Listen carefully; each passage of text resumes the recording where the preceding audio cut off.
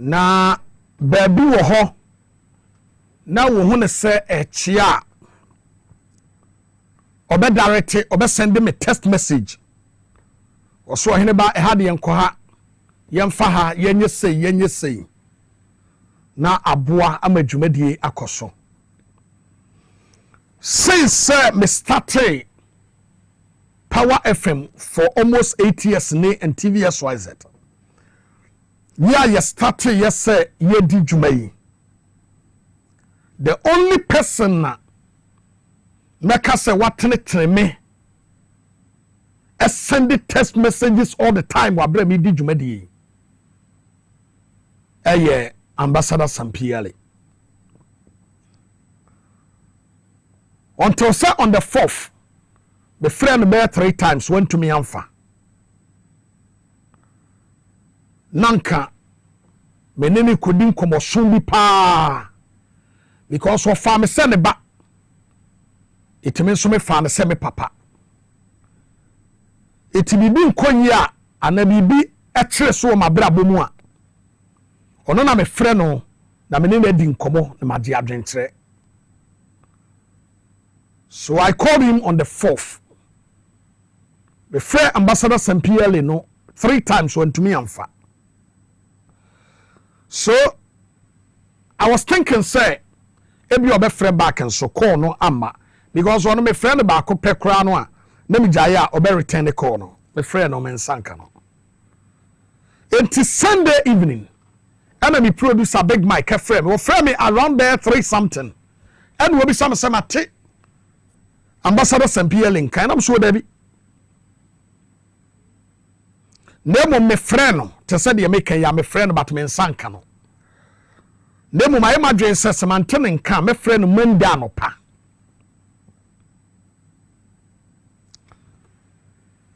It was around there 7-8. And a Mark Kofiafo a friend me. And it was like Ambassador Sampiale Frimo.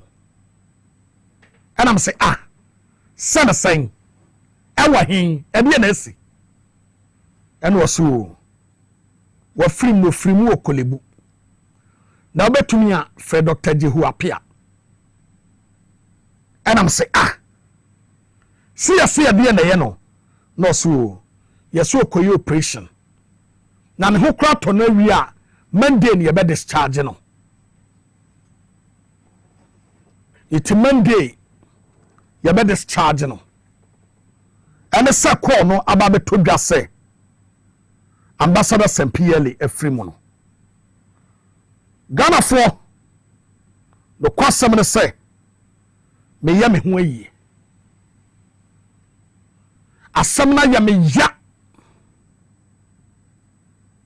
Asuma koma. Na me kansa Ambassador Sampiale na frame no catch him so Oheneba. Na ye bi nkomo bi am say eh papa mo ye tem no man say Oheneba na se se o papa me kokoye ambassador wa America ana Canada me kwa asem no na eko ene ye de sere ya also yes ebesi etika akoma to yem. The question is say Ambassador Sampiale ewu no. I am a crier. I am a ya me di yawo. Ya mi gusu edi yawo ewu me mu. Na minya eje bia obeso mi mu se papa ebiem. Eda mi case ba ya a prosifo invite me no. Bobia na di kan frɛ me. Na odasemi bia di kan frɛ me aka chem say e ma me nya krata mi known to the public. Anya saa police fo na de won bu befu. Etimi ni aba ma kwabra bobia ansan e no je krata no ofre oboma ma ne ofre me say what say ade asie ni letter no wo nam say ane. Etime de man wa pe no de to MC Pro Forum for platform so. So the next caller your friend ambassador Sempiele. And no catch him say menko lawyer Kojuga Deudu ho.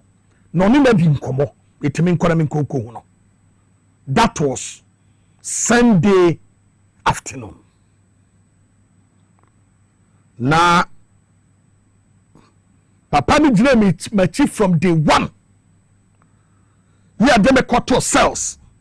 In the 3 days ye yi me wonu na ni di me. Ede me ba ha wa bra ni program awia. Asemu ba ye. Ojina mechi saa to se ede me quarter mu yi me ba ye. Ene ambassador Sempiele enka mi program hu biem. Eya me ya. Na me su agyae. The friend me who say owuo enye ni papa wasase so. Because sanka nipa ni bi te ho a obetumi ya form we ambassador Sempiele. But owuo krade a enkwantume nye. Papa bi emese o say wonyankopɔ twa bi ampon emfa okransie yi. Wama baby pantana wakopa obeko wasase so obra obebra yesanka Ghana nye yie ene no kura wudi ye ne odo ya na wodi do nipa no otwedi amponyame onfa okransie yi na onkan bi twa me ho aba me ba e betrase ne yedi nkomo me ba isia.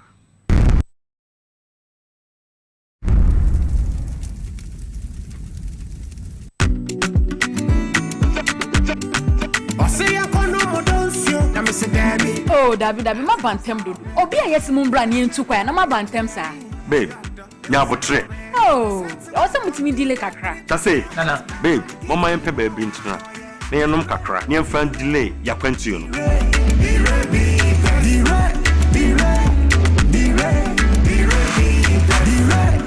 Bye. Laughing the rabbit as the bloody. Losing the bitters and Bemansa.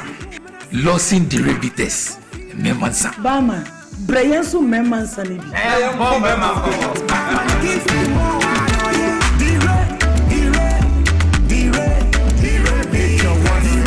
Numiniansem, one time many power in feeling watch and says up in for no. FDA, Ajay, and say, oh, say, yay. Ghana, get ready to win big and live large with Mega Cash Lucky Box, the game where you could walk away with instant cash prizes. It's easy to play. Just dial *426*5# on all networks. Follow the prompt, pick a lucky box and reveal your cash prize. It's that simple. Win massive, up to 500,000 Ghana cedis. Don't miss your chance. Players all over Ghana are winning now. I won! What are you waiting for? Dial *426*5# or visit www.megacashluckybox.com and play on our web portal. The minimum to play is 5 Ghana cedis. Your lucky box could be holding that big cash prize. Mega Cash Lucky Box. Dial *426*5# and win instant cash today. Don't wait. Remember, terms and conditions apply and is annually approved on the Caritas Lottery platform. Hey, why fish? Some you would know it. And the man who say I can once a moon. Who can Papa Kissia no Baha, none in Nasa Tataya, or Casano didn't Sakatano. But we didn't say Papa. Matija Mokanina, Spanish garlic mixture, and then the capsules at aroma, and I'm a pomodressa. Wow, why a nice Sankasa, Spanish garlic mixture, and then the capsules. And Yama, why you come apart? A woman bought your dear for Sunday with the Pedriano. Now, a boss is a bro, I want to chew hypertension, a tick or restaurant, will be a charge of 10 temper. Gas is yam, a macra, a mania movement of future crumina, a torch, will broke a water Vian, a friend and Hoyan. Anti as Spanish jinko capsules. sana. Panis Jimpo, and with the Yanura, watch free, Jimpo Biloba, and soya oil moon, and my wife Jumusu Daho. Martin says anti-aging and amount good retentive memory. Na yet on hine. Antec Herbal Center for and then pharmacies can make herbal shops and run some of 0266 11 41 11. A painful about more money for them Quada with the infusion and come. FDA, Ag, a Jadian Cratui Atum.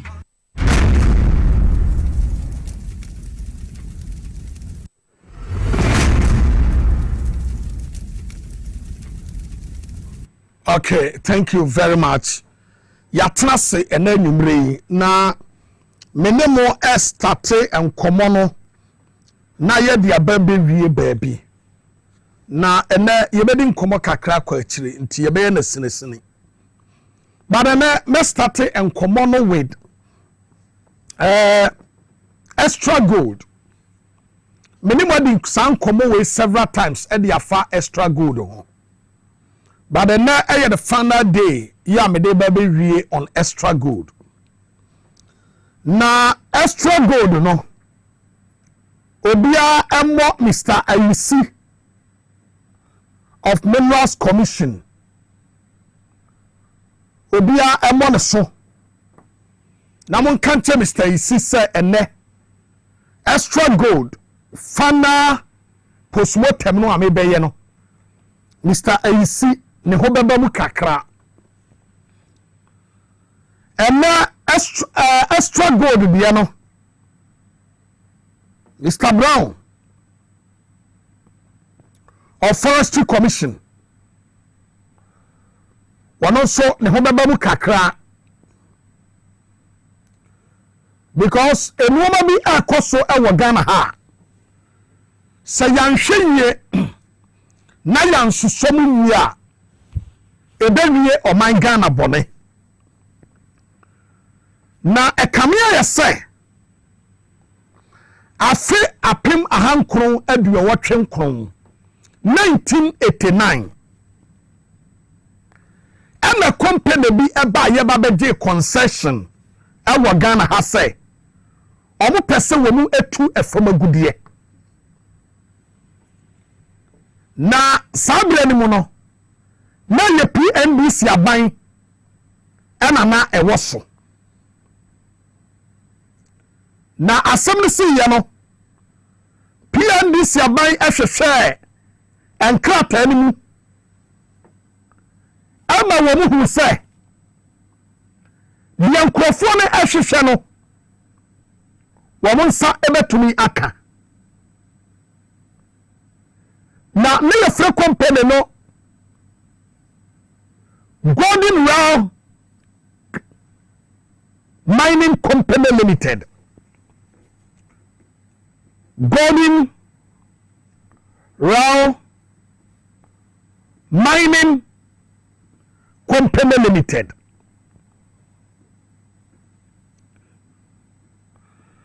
Golden Rail Mining Company Limited. Ana omoba ye baba di asase no. Sabre ni muna na ye PNDC aban no na secretary eye Richard Kwame Pepra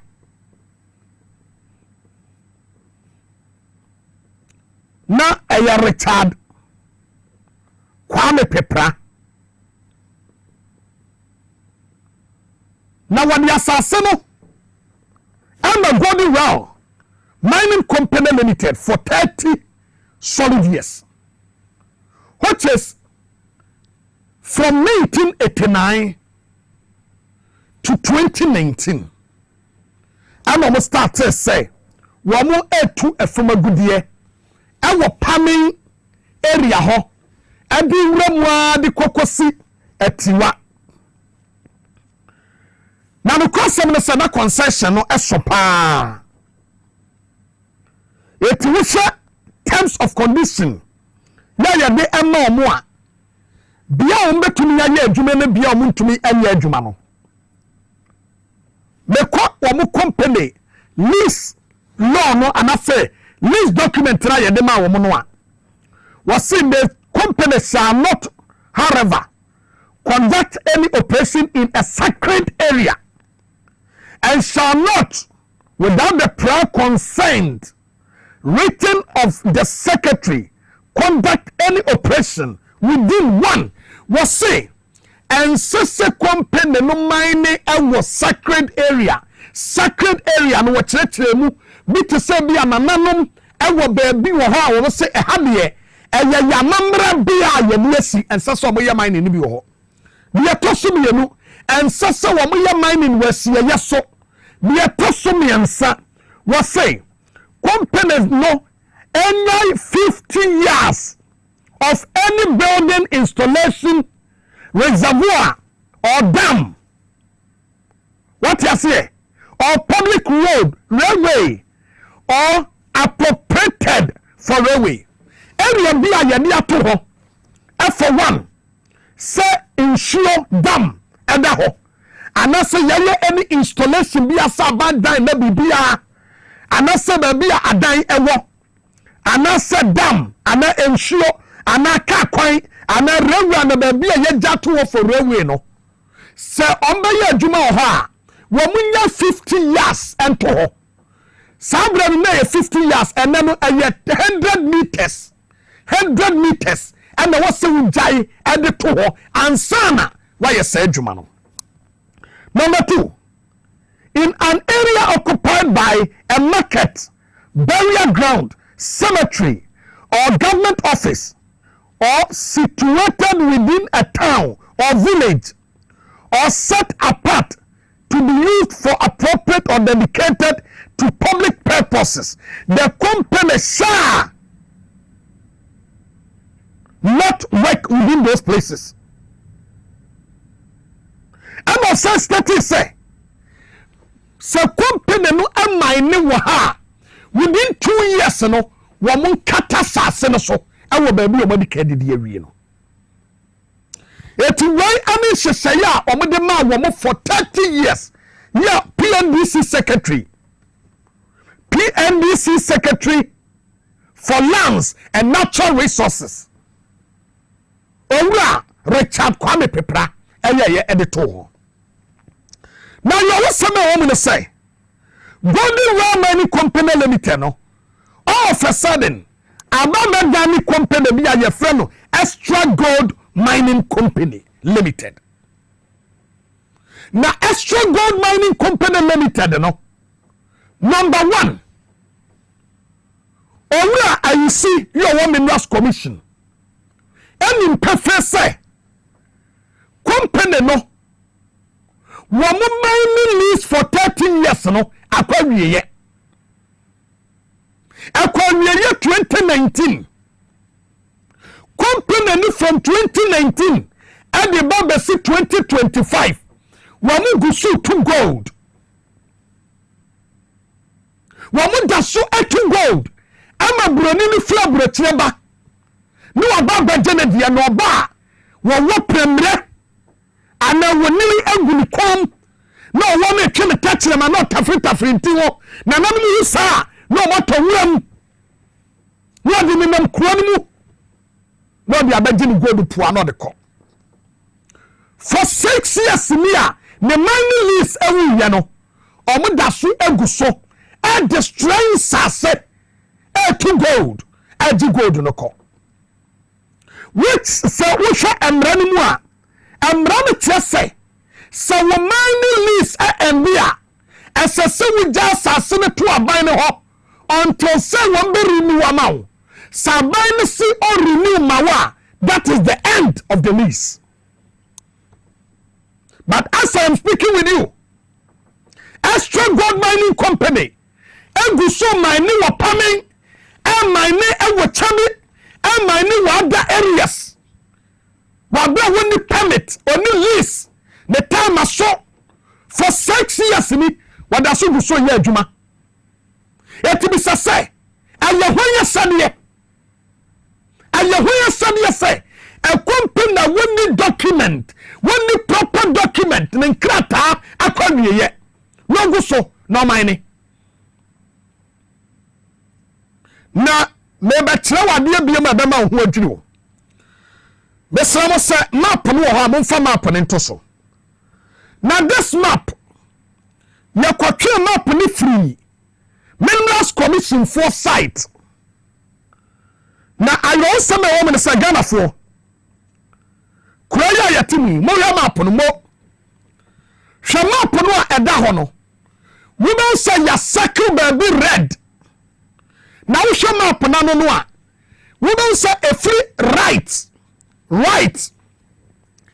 aba no ya maki baby to say graph no green ya yede eba na de eda ho no sa green area no eye atiwa forest range na start from top we will say baby wo ha between baby a yamake ne pink any green mintem no ya ye bi to say light white be or light green be ya e ho ne yamake ye enu me try the 50 years or the 100 meters no 100 meters range from the forest reserve no that is it but aniba ko a ewo extra gold ho ne say we should be a yamake no a extra gold company limited no and did wura at what forest range no mu and copy another mining concession and at what forest range no wo mu two forest ni nyina gu etu hwe mani no a wo mu wura forest ni mu and the forest no empty part of the forest no extra gold and destroy the forest of Etiwa. Eti say why no man this useless mining lease? Because this was not the original map. You know, this is not the original one. Obi na fake way and omini akwa to me na commission site so. Na wo koka na kwa na ka tell say me ni mpanimfo. Obi anu aka tell say meko Jubilee House, meko ha, meko we ho, meko Mr. Yisi ho, meko Kwame ho, meko Kwame we ho, meko Kwame we ho. And I want this trade forest from a selfish gain. The lances are ending for the past 6 years. But the guy is still in the forest, destroying our forest, our precious Etiwa forest. Etibisa say, Mr. Yisi, and you across the mana because this map and the Minerals Commission from a website. This map, Minerals Commission and the website. And to why not granting a forest reserve for a mining lease? That then way. Now why no you not just say you destroy the forest for someone selfish gain? Many am Ghana for a tumble beer. A young woman you messiah who say Bonne bay na Ghana for ya or be a yademo and Okaka na Ghana ka minim kwame minim kwaku but over koha befra penny way men person about be a for now. But Okaka no catch us some minim penny say. Okaka no catch us some we call Mr. Isi. Mr. Isi, the guy is tarnishing your image.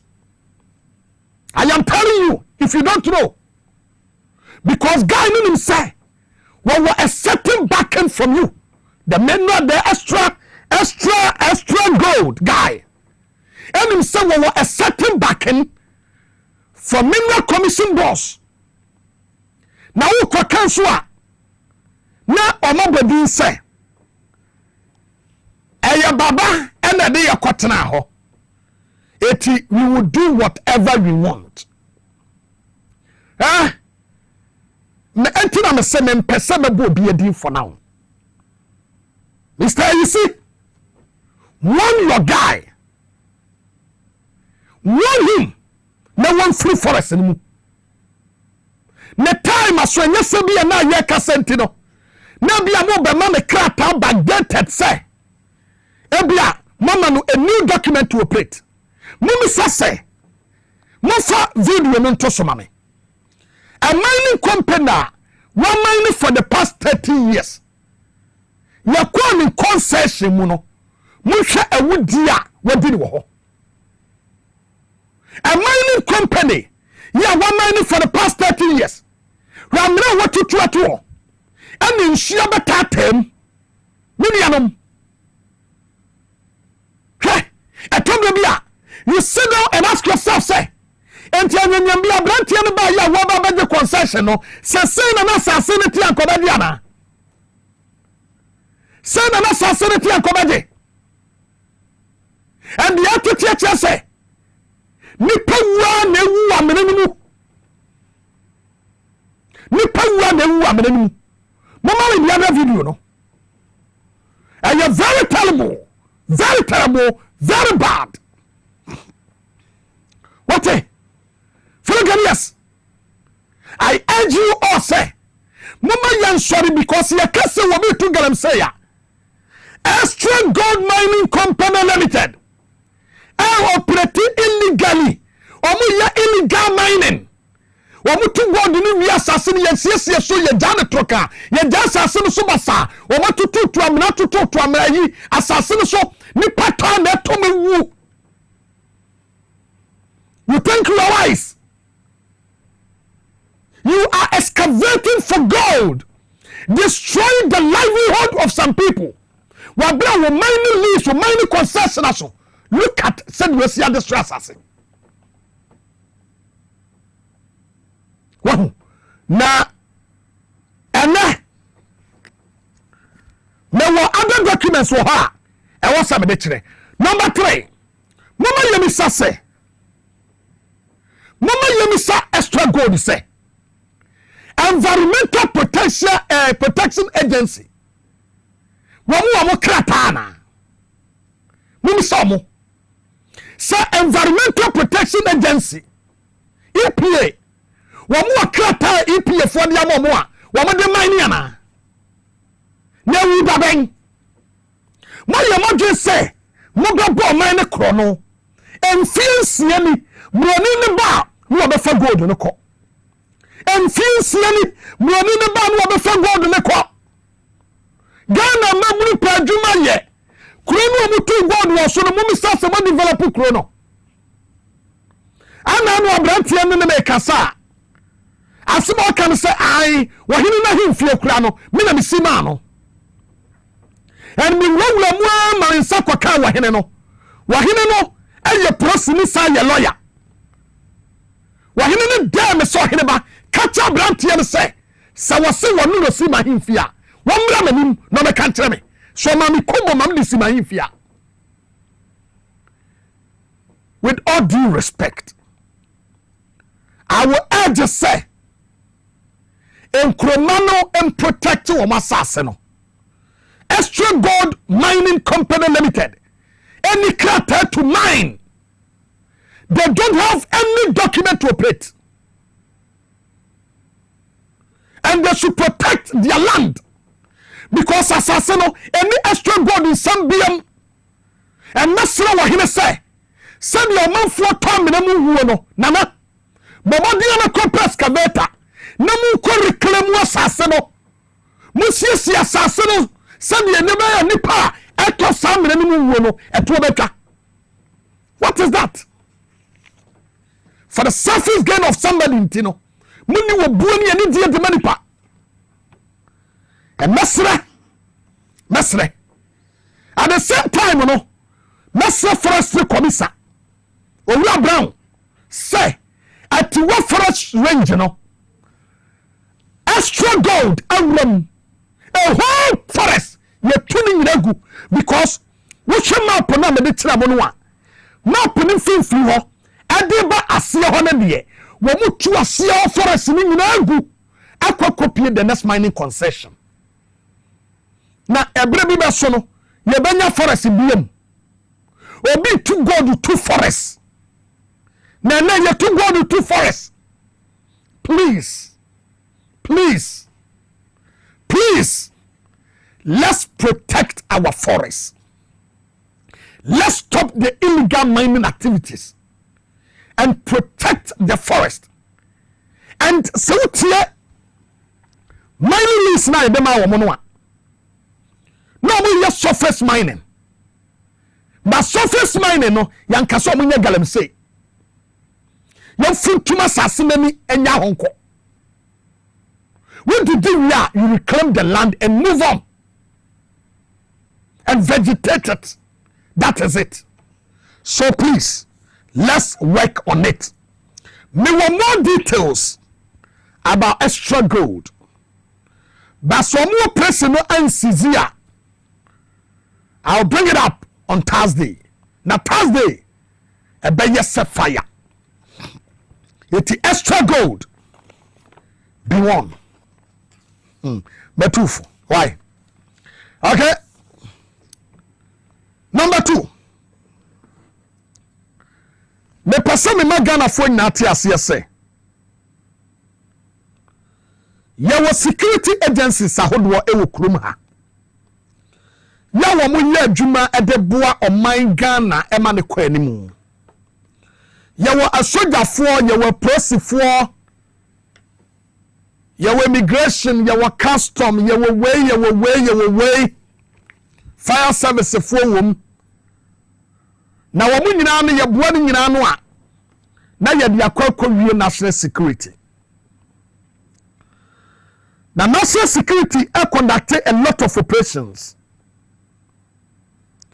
Na say ya no omukwati fake gold. Any fake sikabia and crofo apprenti. Na ayohu sama ewomu na say national security operatives we amukoye kokoye sa operation no wa mukoye kokodru ye no na your boxes your Bank of Ghana for dia satisfied boxes from Bank of Ghana enkrofo a wa mu twesika enya papa Bank of Ghana nkrata na gu omo ho ana womo de ye adwuma enti womo twesika ni wi a na womo de gu Bank of Ghana satisfied boxes im na womo de padlock atoto ano ni a billion van ni de agum fail ho ni de akwa Bank of Ghana for ho na de kwura ha na womo de asese sika papa na womo de ko na sika dan sika no a anya papa no na akwaka Bank of Ghana ho no ma destroy no. If that is not the case, a better day na Bank of Ghana certified boxes ebe kwa kopie wonwo wo twa counterfeit ho enti owura Addison and the deputy governor and all those matters no I was say sa operation no we Japan ne mrante ekoye no I was say the governor of the Bank of Ghana look as if some national security etomre bia modwuma ni bi wo ha etomre bia monya eya mi okumangra mete ha medwen ho amente ase bia meka ne se moko hu se owura Addison and the CCTV camera abobo ne ho every biabo Bank of Ghana we want the fear otumi monitor moko kwache no anka this person mo pema mi kon ende ne kwose ya mo protecting and also mo monitor 24/7 because so binim baby a we di bibi fofra kwakose mojano woni nam ho Anderson nam ho because all these boxes I can say it without fear say si ehwehwem ekosi ase a owura Anderson and the Bank of Ghana for no won be hu bi and you then the Bank of Ghana satisfied boxes etumi kokopie wonwa with the dream wonwa wa ye bone and you then the copy omo but abia ba ko woni abia ba ko won and you very important to say anytime a national security make operation bia no na amanfo hyase edi atem. It's like say ancestor national security and adwuma bim. Now the reason why I make us some way now and I say make us some way and anybody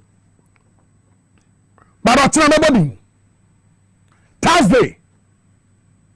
Now before say na yano muni kai amome po adomotri. We peddle a certain falsehood and propaganda bi. Na momo me po adomotri. Na me address no tonight. So this is Dr. Oheneba Boamah. Doc, good evening, and how are you doing? We are sorry about the raid on your ADC's house. Well, so the breaking story is that yesterday, national security officials raided the home, not of Dr. Boamah, but of Dr. Boamah's ADC. You know, ADC is a French term that means aide de camp. High-profile officials like President and Vice President, the Inspector General of Police, and the Chief of Defense Staff. They have is a military. The military officer is a police officer.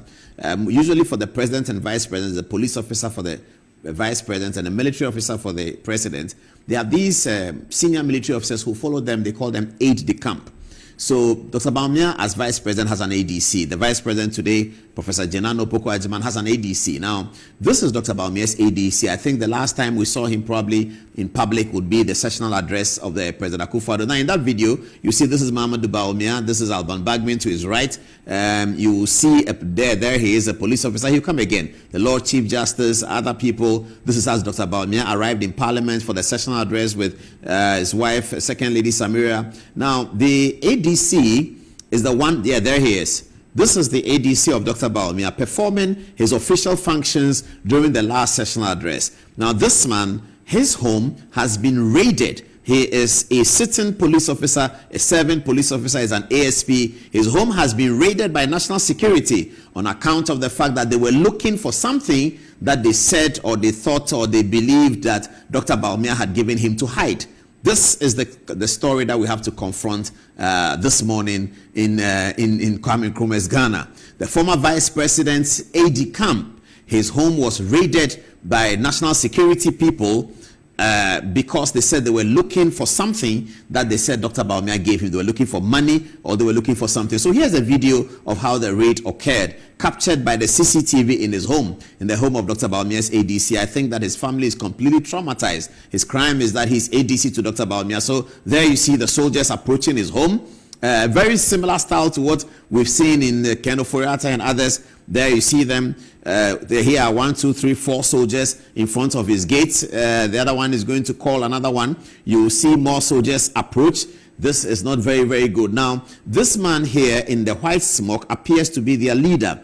Now, he is not in military uniform, but there he's sort of giving the final instructions to them, and they have been told now, it appears from the video, to destroy the gate so that they can enter. This is the home of a serving police officer who now they are wearing their gloves ready for action, fully armed. They are holding guns. Everyone is holding guns. Somebody is filming. You can see the one in black trying to film. That's the one running around, just filming what is happening. And then they are breaking the door. They are trying to break the door. They are going into a police officer's home, which is, I guess, is a government place. The government know he lives there. Finally, they break in, and they are going to continue. Yes, so there they go. They go in a pair. The pair go in first.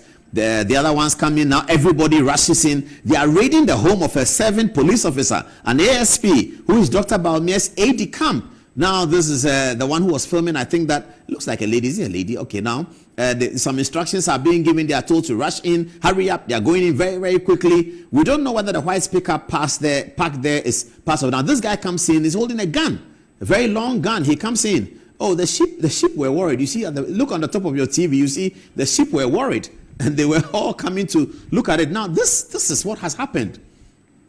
This is what has happened, viewers. This is what has happened. This is what has happened in the. Very good. I know we can say yeah, no exaggerate, but me just say Paul Adumo to me Kasaya can say I worried.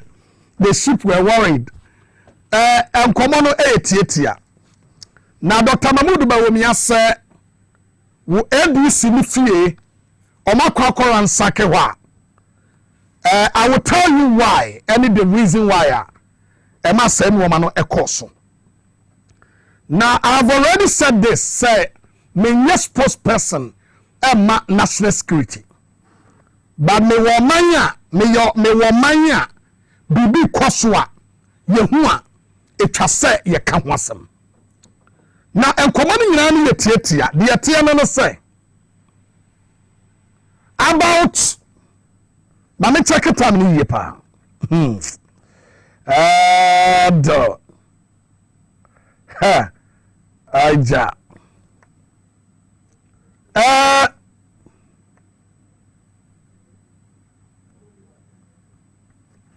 Mami mama time ni ye.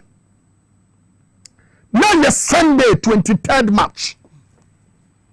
23rd March. Now yes Sunday.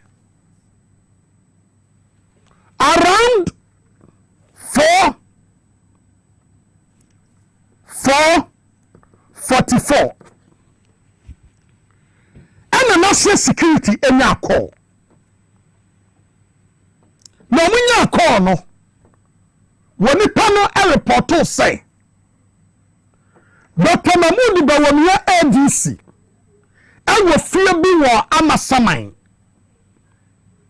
Na anopano wama apresi for kwachi ni pamienu na mempese ni obi adi betu dwa for now but onyame ya adoma Thursday with the details ni na no de beba na me see ye no say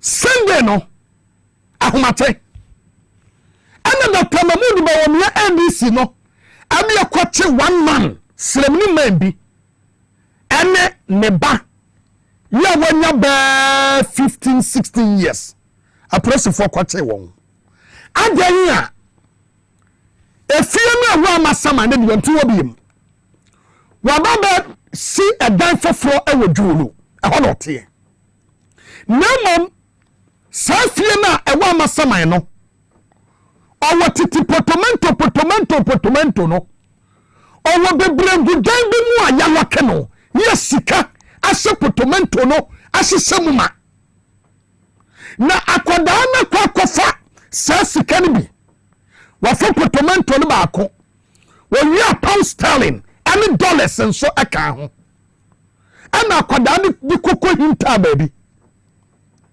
eti so bi na fo papa no bona man yo sa papa ni sika egu wonti no em so be srae eto ba ye ba be du ye no a o bi sebisemu no ana hu se jama papa ne ba no ana ba be wie sika no eto am ye kokoche akwada no ene ne papa nyina gu mu amasaman eti anopa no mu what Sunday morning ana arrest no ekoso eti ya ti wo mu gu mu amasaman no kwansima and you me transfer case me free amasaman and the call region enti asem ne ko ye kokosi region no papa no ane ne ba no omuni kamafo bia Dr. Mahmoud Bawumia ADC a woye ASP sumi ane ni sika yira ane wabeche omagum ane prosifo ne chance ye say ye wuru na papa no ane ne ba no se ba bi omuni sika na kono omko first sika na bra ane obi te ye no bo national security for amane na kasa ne nyamu no senda homate ane Dr. Mahmoud Bawumia ADC no eba ye be to dwa se wo mo ne pikas mienu ane de be twi sika ne nkaye no a ewo fie ho no wo me twe koye national security for your mother say and come storm fie na wa masaman no but no I smart abe first karko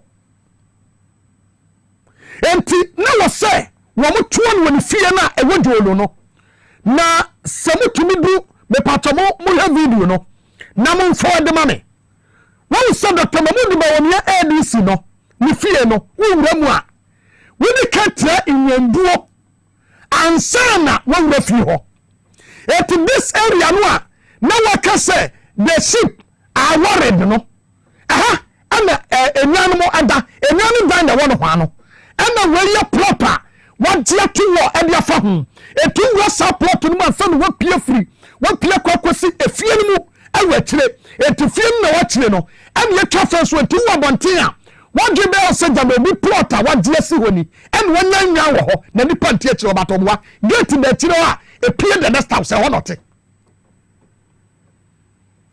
etu wa be na security fo no e ba ye no ni atu gate ni mu wo mu bonu wama ho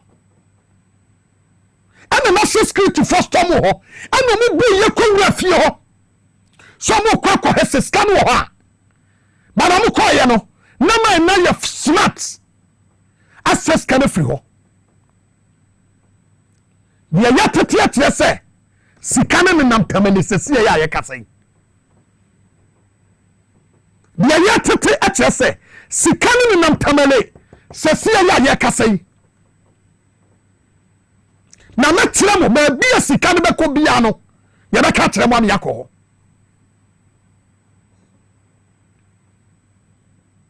ya bia tete se prosifo ka bi ana as LSP wama command ana mo de nenam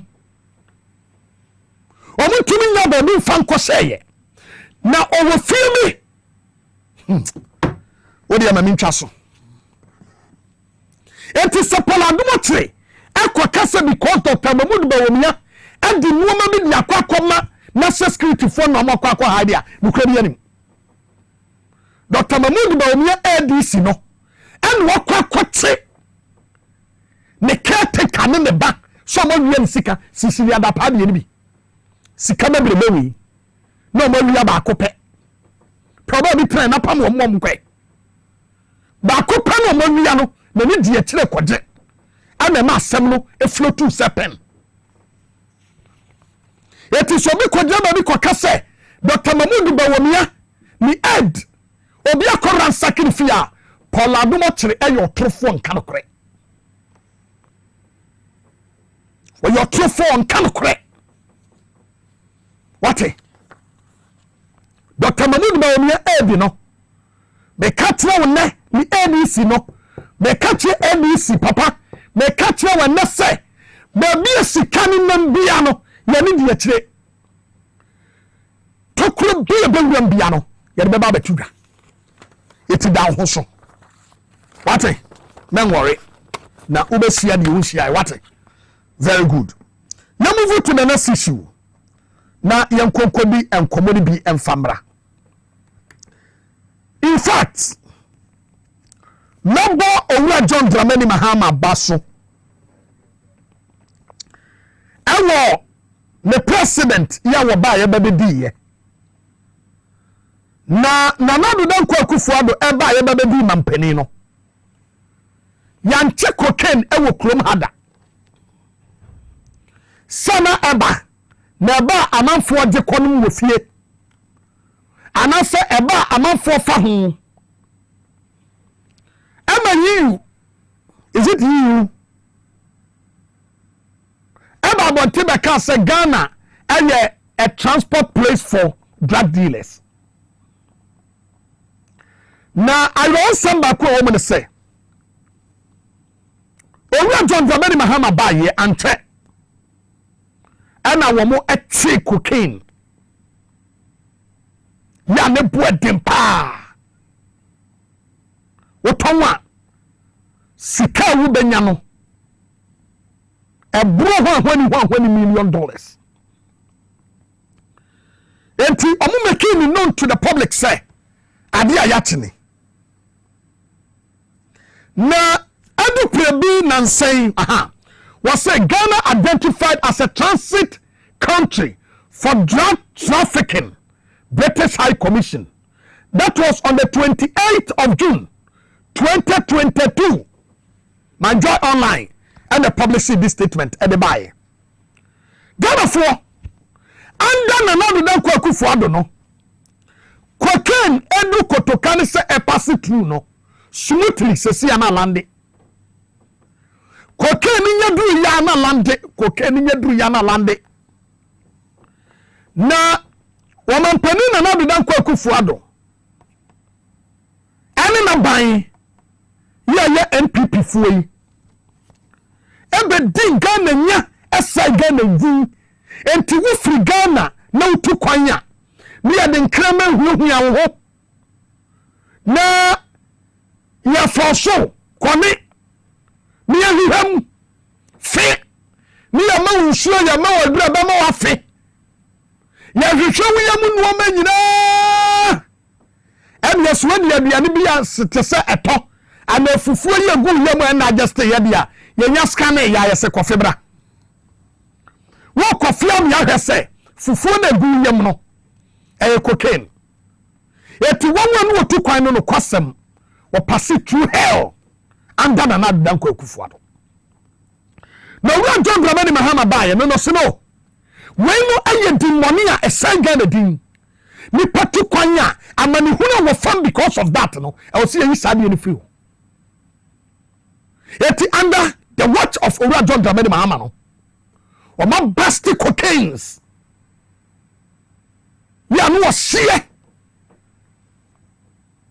o ma chiwon na asansam na si ya no ya amafo shase se ya trafficking accusing fingers on NPP no and ya kokofa reverend in team fodwo asoma na say womra no medin kontompo amfanfo aban ho say ya wa adu prebimu a watu abagana ha ababa sisa cocaine echo na sai bi pre no na ye hwan dia no kwasam no se sasam no wona mo felix kwatu fosu eba bonte bekirekire mu akire Ghana fo am yehu se adu pre ni dikan ba ko dikan ba ya wo ba no na nya akra no ba se ha no ba me ties eni ni nwoma nyina papa ye obedu ye no esenye ya na wo mo maintain with the pictures with the videos ene kron ba enwoma hodo nyina no with the nyina bi betu gam obi ahu ya na wo mo ye ho adwuma ene wo mo frɛ ye for another one said sabia enwoma omode nam omesanko eno player of Uganda eba ni wa ba besie NPP for edene nam say cocaine obi abesesa e de free Ghana ha me nuanom asema meka che Ghana for ne say eya me dese ene Ghana no setwi no sabrofo no kra ne ente a ye wo won wo kire twi mu ma me kwase anu na reverend in team fodwo sewan ani sami jamfi kwachia program so a sami kogwa anu a wakwaka no kura tira ne se wo yo sofo emma enkontompo ni wanim fa no kura mante na enu na sefata Kristo nipa papa ebuafu ye wo pia ye free studio hokoye no ye kacha Ghana fo nya se sa samna enenam framamu no eye enkontompo eye nabraba no kura mianim. And nobody should buy that idea or that information. And then NPP for in team for Juo. Yadia Sumanu Wakwaka. Na Yadana say. So can try. And the former mine who are any cra. And your perjury. And Sandrano. Omudi Bedino. Ama no kre wom. Adedi. Ama yade no kure e de aye adwuma itimi da nyame asese no kwasema ewa asemre mu nyina no e be pie ama ahoto aba afei finally musadan kwa ene ne dom akoye survey bi na survey na wo mo aye no Dr. Kesial Atoforsen a minister Ghana ha ni padodo no ano e bona baso se wa yade na mame ko Dr. Kesiel Atofo so Ghana for ade ba ko a ewo so obi ehu ne se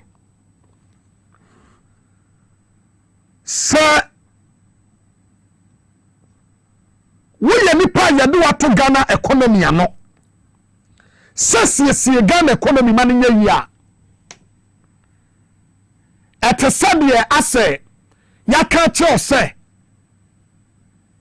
kwa convince bro ebonsam sɛ wonya abɔne bi na papa ede pa because Ghana sika sem no baby a edruye no ewuye o sika no wuyi na woni ahodin biem baby a Ghana kodruye no ni yakodwa man so si yakopebo se ayemayen baby a Ghana kodruye no Ghana Cocoa Board akodwa man so se wokope sika beto koko ye pamoyen edu baby no domestically kura no na Ghana ko bank se wa Ghana ha si yakopebo se ayemayen eti di omani kodru so no aye atutu bottom taxes ebite se yanyi e-levy yanyi motor tax yanyi betting tax yanyi way tax yanyi covid tax enu ko na hoden no so eti Ghana sika sem no bewuye na wobi bia wonam Ghana ha wodi dwa ene anko Ghana nso ko bi sase under 3 months of Dr. Kesiel Atofo no ene wokuta dollar na ko pesidisa ana ukresi na ko pe dollar yesen and it is one of the mysteries ya esi baby ana sama me kan se Ghana ni bia ko bompaye na wo bompaye kura ma wo bia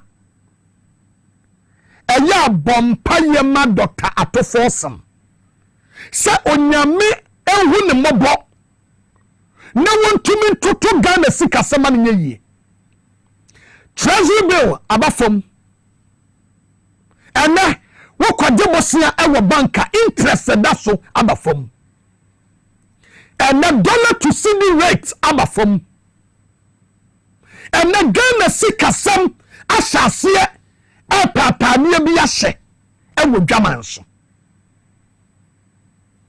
ene economy no astate abanya ni economy agu na a finance minister because the reason why I was say you cannot take a seal to force and what someone say time e kodru so no kenofori atan what some you can say was say Ghana sikasem it is a me akodu doctor to force and so na some magically a woman be a start as a son mama yemmo owura ato force na baso na yamani timu nyane de na dia wonye no the magic answer wade massage sika no wonye niye na wonye ne mo the friend yati asiye se sika empedede wamampani na nadule kwa kuford beka se sika empedede ampa sika empedede because the kind of miracle happening to Ghana sikasam and I am telling you some of them can obi biara wo kodwam kodidwa bia no will attest to it say Ghana sikasam asase yi but the onkrofo bi ha omo ye mamoefo omo mpa mani ye eti so mo ama akwanya ena wo don se nipa na kwa kodwinam wena oto adiem okira na oto adiem mesre Dr. Atofo sense without due respect papa e was some shase any policies ebe kromu a ebema enuoma ye ton no ne bua no betumi nya ye pepepe because ene ukoto ideal moka wo bewura ha ne buanko ukwa ha ne buanko ene ensuo bottle water medium baby ton 35 baby ton 5 cedis Etibisa say, and you the same shoe corner, and you the same brand, the same ensure, the same fridge and one of the same. Baby turn 3 cities, baby turn 3-5, baby turn 5 Ghana. Enti I was seeing your task force here. When we be here, Jumama ministry, no, we are making sure say, a no man born be here intact. I am telling you, say a no man born by a pay a will chrome ha. Ghana, and then to my public friend because the me who know. And then the kind of miracle here happened to my winner. Ukotoba. Sanatio. Stop be a baby be understand the idea of what here were hano. Sanatio baby. Change the scrub of Bamwa and your kit to Wabby. Yet you have a sremo. Say a baby drew and Master Ghana force to say. Mama, ya say. Me and a mako from Adi and Adi and penam de bedi. Baby. Ya sa ya say wa mine because broni kro omo to me to ade no mo say ade we ate e bi ba so me wo ha be ko ne atete mu wo so si ya mayim free ho na foforo nya kwamra wo ma wenku na obeto ade every day wo be ko de bi to so aburo ne banye eti ye benya wi asisi kan na batem fa bi nto dia ni ya dia saya de nko ne we fra asase so ko without due respect mama yen na yen kamom collectively na yen tutu o man man yeyi owura John Dramani Mahamo be siesie Ghana man yeyi a wona se sabi sika nya fanko Dr. Atoforsen so yen Ghana sika sama ne yeyi a won sisa scanning ko ene na honorable Rikopoku ka sembi asemo kan yen se abira bi aso a e wo se churches no enye mfuo because asore manu omudidi eti I was churches no enye mfuo omuye farms sa sorry statistics when invest our farms mu a ebabo mo mana tumpon apostle Kwadwo Safo we sofo we farms ya sofo nyina edi kobi we di momone we di keko we mudi bodiye we mudi bayire sofo te ho kababa sofo ja kababa na kodafu invest in farming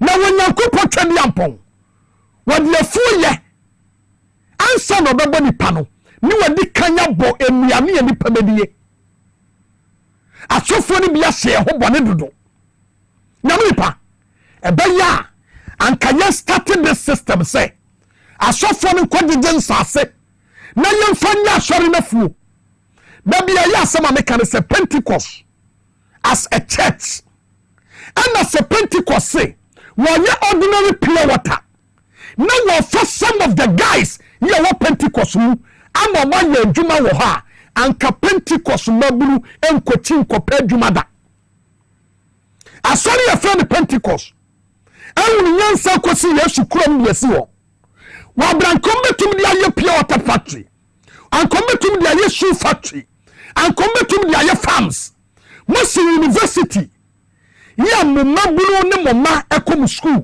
ekon university wie wo mu wi no maba no mo ne ya ba be pre adwuma ho eti na nse Pentecost fo mi mu bie Pent TV no workers say na ma form say na ma fa workers ma fa newscasters ya mo church members eti sana nkamu bie companies a ankamu maburu ni benya adwuma ni bia yo enyo mu nyina kra no a over 30% kura no enye adwuma ni biya ankeboa Wanyankopon twedi ampon no ayesom no yensi na twetwe asem ono Rikopoku kan yese ye invest yenkoku adwumam asori ni nkoku adwumam enti sofu krase kan anke yemfa say sofu panisa apostle Safo wotre konyo faso obi abone wodi abayire wodi emo wo yese no ena Pentecost sofo so betena ho ena no so kire me kwanyo faso a wodi ane bayire wodi ane banchi a ebeye de na krati ni oti aso dem ho woni so kua adwuma nya ne fe banana ye jani nyira dia to ma me ne papa fo no a wo mu ko school no ye tie kurase no wo mu nu bodi ane banchi no mu famre ye eti sofo yiri kodwam na okokodru na bodi ebu aye den ya the next day na o se collection kosoro without due respect enye sikagye nko anka afia no sia na Pentecost fo ebo de ahane wo ba ntiabo wo ba yirani ena gudwam ne yeton na so ma ye warehouse ena obudi nkumu a ena mo so kase Pentecost aso ma ye obodi o ha metobia anka bua e mo man ko anim a Pentecost na be set example Roman Catholic Church mo so metumi involve e wo farming enyanta bia na Yesu Maria kronkron Yesu no please mama ye nyanya fi awunim no mani ntumpo ansori ni yakuyadwuma schools ni be yakuyadwuma radio station ya wahai akakakra bi wala te se SYZ broadcasting yesu yakwakwadi asase a yedo yafuo etinda omi edeya mo be so kumangra mo ne be poso mo no ni mo gambi mo no mo kan wo kofi da boy mo raf mo wo si yagu ye dwuma fuom na ye do na ye yafuo na eno ni na be mo wo say yes every organization bia no ebetumi ya yama na koso ya o mani betumpon enti yes starting ne ni yanya ne na wo man no empagya ne pagya epagya mamme enegu enyina medira so na metwa no hotiawa aba yeba enkomo bebre wo ho ye beto aso twen ye besia wo se wo yare ana wo yare eya na edi magana ni eti se ya ne so gana ni mu a ede ne hwe wo se bram by the time na ni beba na ho so no na yade na hwie na enaminimu din komoyi adiafa wonipa with internal organs yeke internal organ eye enuoma e woni padua ni mu a wonfa woni hunu eye ni padua na kwa ni bi ya ese ni padua ni mu a wonfa woni mienu yi emfa ehunu eno ane ye frɛ no internal organs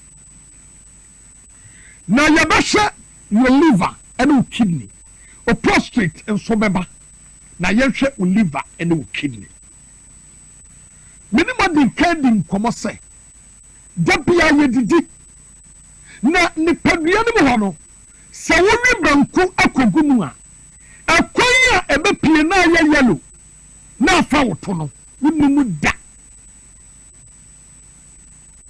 e pamra bi asumtumi nyame nan no wafa fedro ta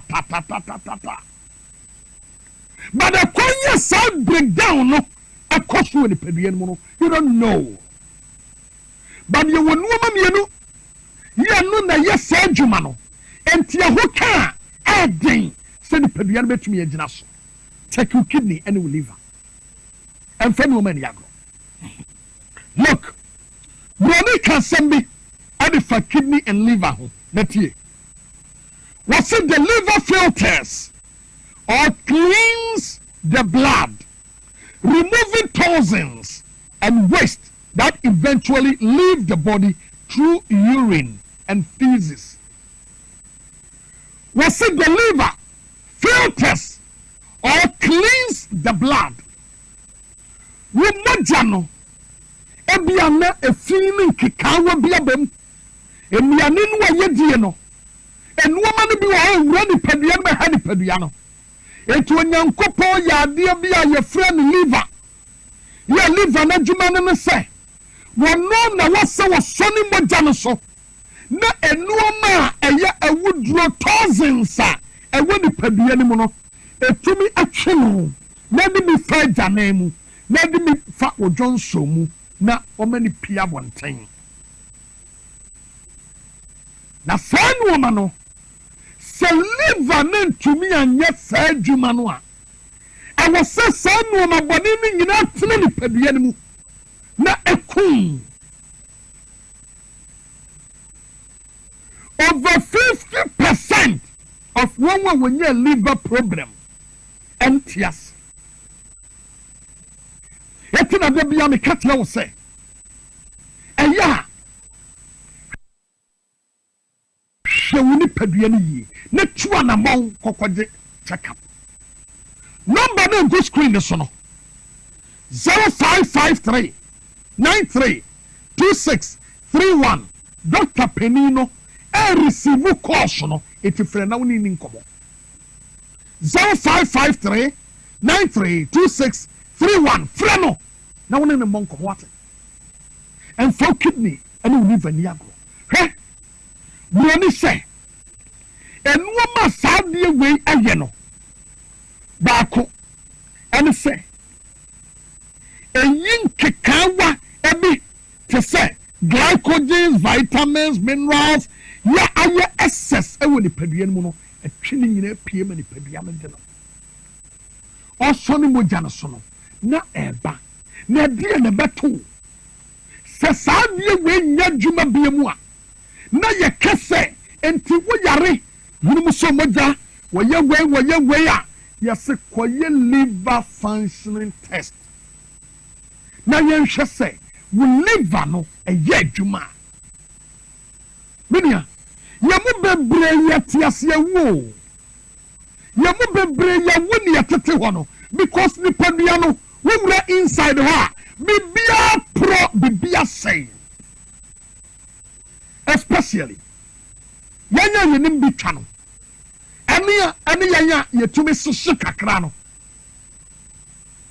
menua tutumi ka kɔkyɛke wate ebia wo deɛ wo ntaa nom nsa na emu wo bɛdidi a ɛna wonom light kɔkyɛke wo liver memfa nni agorɔ ne bi ku bra sɛ wokɔ a Dr. Solomon ɛwɔ enuro ne ɔba adeɛ dom no a wɔde mawo a ewura nipadua no mu a ɛrepa deɛ ɛsɛe no tie ɛrepa deɛ ɛsɛe no ɛsɛe kodwo a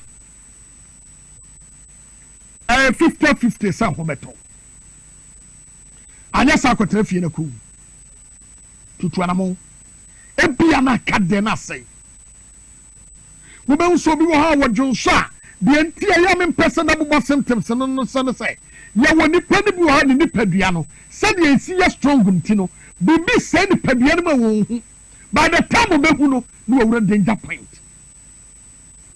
tuanamo wate na kɔkyɛke wo liver afei yɛmmerɛ kidney removes waste product from the blood and produce urine wo kidney no ɛno na ɛyi nnoɔma bɔne nnoɔma tɔntɛn afiri nipadua no mu na ɛwie a kidney no na ɔproduce dwonsɔ ɛti wonim sɛ obi a ne kidney asɛe no ɔntumi nwonsɔ ɔntumi nya ne nan enti deɛ de ne kɔto dialysis so na dialysis na atwe dwonsɔ no na atwe na gya nan ne nnoɔma no nyina afiri nipadua no mu ɛti wobɛhu sɛ wode wo nsa wɔ ne nan no a ɛto mu fotee na ɛnan naka hɔ ɛtumi mpagya no mu ne nipadua no nyinaa yɛ nsuo nko a asɛ nsuo fa no ɛsɛn sɛ nsuo a wɔbɛnom no ɛna wo kidney no wɔsiesie nipadua no hohoro mu sɔ no so na wɔyi bia yɛ dwonsɔ na deɛ hia nipadua no wɔde ama no obiara nso wɔte yɛ bia nim sɛ nsuo dɔɔso wɔ nipadua no mu kyɛn nam bɛsɛrɛ tuanamɔ wate tuanamɔ na yɛmmoa nipadua no ɛsan sɛ sekan kora twa obi na mogya tu no bebree a yɛsɛ yɛmfa nsuo nsi no so yɛbɛma no nsuo nkɔtoa bɛɛ sɛ num ne yɛama no mogya kɔtoɔ baako menua moma yɛma yɛ nimmerɛ na tuanamɔ kɔ Solak Natural Clinic na kɔkɔgye apɔmuden wanwaso a wɔde ma amanfoɔ no bi ɔpani baako wayɛ na dwe so ɔba bɛtena ha di adanseɛ ɔba yɛ bɛdu yɛ na kidney stones nso wɔ hɔ kidney stones wɔ hɔ na ɔba yɛ bɛdu yɛ na ne deɛ kidney stones na da ofiri fie hospital kɔɔyɛ na ɔkɔɔyɛ kɔ no maduro 3 days wɔdwo nsɔ no na kidney stones ne pie firi ne bɛɛma mu menua tutuanamo wate go to Solak Natural Clinic kɔgye apɔmuden papa it was a quality first kɔgye apɔmuden papa a ɛbɛboa wo ama wakɔ anim tena se kyɛ ne ho amamuo papa wura dwɔma ama de bɛbɛ yi tena se kyɛ na fuo ne ho sɛdeɛ Ghana bɛsi akɔ so ɛho nya hɔ ɛma biribia nka wobɛtumi yɛ sɔ ano ɛma yi wo mfiri wɔ nti na meka yɛ sɛ bambɔ trema ɛyɛ ta yaresa bokiti Eti me catch us bomb battery ma tire sabokiti. So it will be very good say we be bo ho ban enne. Dem say ya de be ka wato water. Na se ya de adratri ma emman e de bo ho ban a ten say ya de duro bokiti ma e de be say we ya de. Empo se be ba so a. Eti me catch us Solak Natural Clinic. I will say we do any chile. And yes, so do one was in the kidney or by us. There be who come when they come out here test no, you are no. Do it take 5 hours, 6 hours, and send a runaway. You can not could yet to tell no man near Rano test no. Now, oh, Mamma, call. I dear take and I say beer. The next day, no one or resource. No fee, the beer kidney no adano. Say ya, ya mau say tetu no ma. Ubaya, ubetumi abo ho ban. Na won say kidney any liver no. Say enya ya chase ma unro amenu ma nyina ye kama. Sa no mo yo adwuma. Iti enya se bia akoye no ane am wadu say jekonom dabi. Solak Natural Clinic. Woni ni dwuma sa. Eye hospital kase dabi am kase ba bibidura ya asem a Solak Natural Clinic etise Kolebu Teaching Hospital. Ene betumi de na ho ato no. Anasa Bank of Ghana. Anasa bia University of Ghana Medical Center. A big dromedary. That is the level. What you say? Now, my century will maybe say, when we had the BP was so. BP, dear Udua, you know the Tare one Sanwa. There was a BP was so. Dr. Solomon will be a drone was will be the Yamakasa, a drone, and you're so powerful to the stand say. What the two? I ensure monument to Salipton. One number within 3 days, 4 days. No one said, "Who doctor me and take you BP." One way you want to what's on your catch also when you low BP. A BP in the form. A CC in the piano. It will be pico, diabetes coho, stroke coho, bad cholesterol coho, and animal. Cancer, prostate cancer. Who tuning in us in the kuriku, Emma Hotoba. Frenombe 0553 93 2631 0553 93 2631. Dr. Solomon ewo kokumlimli wo be Harvard Senior High School no Safren BM 0553 93 2631. Freno na wone no eni nsawoso enne na emwa wo chena.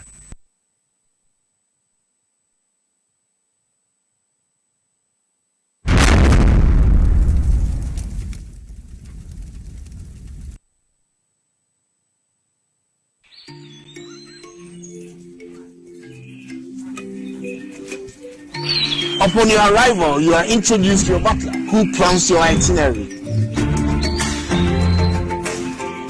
So many activities, all in the same premises. Visit the gym or the stables, they have it all. At my break, I'm able to practice my putting.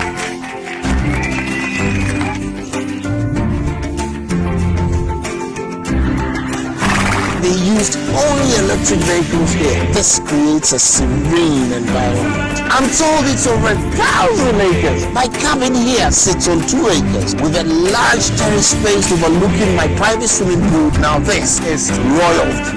They have their own farms, thousands of fruit trees. I can also have my lunch here at the waterfall. Quite a beautiful place you have yourself.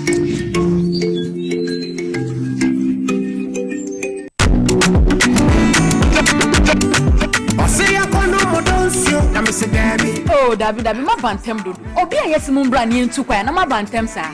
Babe, nya botre. Oh, also mutimi delay kakra. Tase, nana, babe, mama yempe baby ntuna. Na yenom kakra, ni yemfa delay ya kwantu yo no.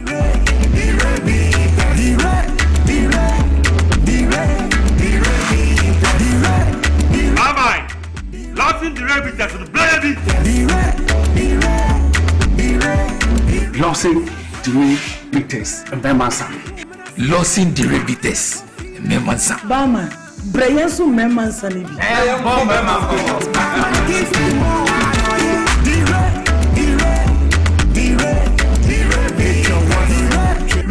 sem one ton money pa woni feeling watch and say apin for no FDA aje dwedi nkrato ato insane osheye mpempenso a yabedru wo hemfie duasa dwumadi egu yemama kwaba ba medi Moses ayare sabia ene haban mu asuyeye ayare sabia aje yini na aje abasobodie bebre yakwadare prostate mu yi oba ni bayema wo mu sensem empemu mrewe wo bayema sorigina na atiada ene yare nkitinkiti a ehinta wo nipadua ye wo fidia eye nhwehwemu bi te se digital x-ray mammogram 4D ultrasound fluoroscopy machine ene nia ekeka ho ye wo biaya ye bema wo ahaban mu ene fa ko a ye hwe esimu yare ahodo nyina yedi enfie duasa wa yarehwe dwuma mu ye kai sedie ya hwe ye manfo wo do ne ahobrasie mu ye adokotafo nursefo ni ye adwumayefo nyina beto aso asom wo ma yarehwe akwantri yede wasi bebre Ghana samodi mapomuden ahyensa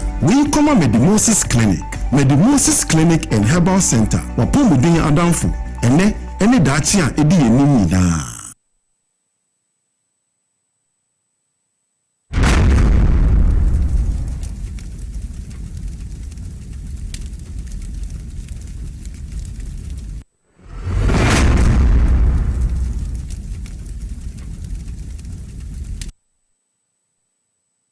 Well, that's us. Every year was a dim como a boama inoma it me a cosso as usual, and then so a dapon for fro. Yene Miniabema Godwin Mahama, Yene Shia, and at least two on an Equisipuku so Eshia. Now, Godwin Mahama de Adibi Sendem and Rasso, you must start here for no so. I say, wow, inti so about 10 of you Miss Adi and a Bajan and now where the hope. To idea, I believe, say it will be better. Mama Kaba. Yeah, me Abema. Now call you. You are doing well, I say. Torture sign. Oh. Yes, boy. Just already I know you, and I will reserve my comment. Even though men are a day a mile. Sure. When you say toy a critical asset of Ghana. Na MPMP no nipa bebre a question the entire to entini enyina ne nan so. Nti se aban foforo aba na ye sorry dakro na the report from such an institution obia say it doesn't exist within 3 months. Yes, na ye sorry ya come website oma publish what they call Tour news in brief. Now a say within February pay. Oh, okay. Target within all the 3 months. Target for February. Nessa and company raise a revenue of $1.6 million. But at the end, the meeting raised $2.9 million. Wow. Which culminated to a percentage of 150.2% increment in terms of revenue. Now, Oheneba, everybody here say Ghana near no so me bomb pie say all the institutions of Ghana be to make Ghana the nine so no share ama some media houses are Oheneba me share be edema sure say they be to me abode because you see and what's a bia no about eka ansa na yebeka se yebebe hudu se kabana yebeka dia say emphasis so by say yeka intinu me share with you in the capacity as citizen Ghana e japade e man e women so within a short period of time because sometimes na young crowd say ebu na entimi enwia le nan so biom but man we so happy because when the mighty as say there is nothing impossible under the sun. They are only right leadership, and out of the right leadership, no, only to put in place right procedures and processes. Strategies. Let me read this communique kakrebina. Me maybe sasi misaho because I am mama kakra. Was say toll record 2.9 million revenue in March 2025, highest in 3 years. Now was said Tema Oil Refinery toll recorded its highest monthly revenue in the last 3 years, following major changes implemented by the new management. According to Tour Guide, the Refinery monthly newsletter, Tour generated 2.9 million in revenue in March, marking its highest figure in the last 3 years. By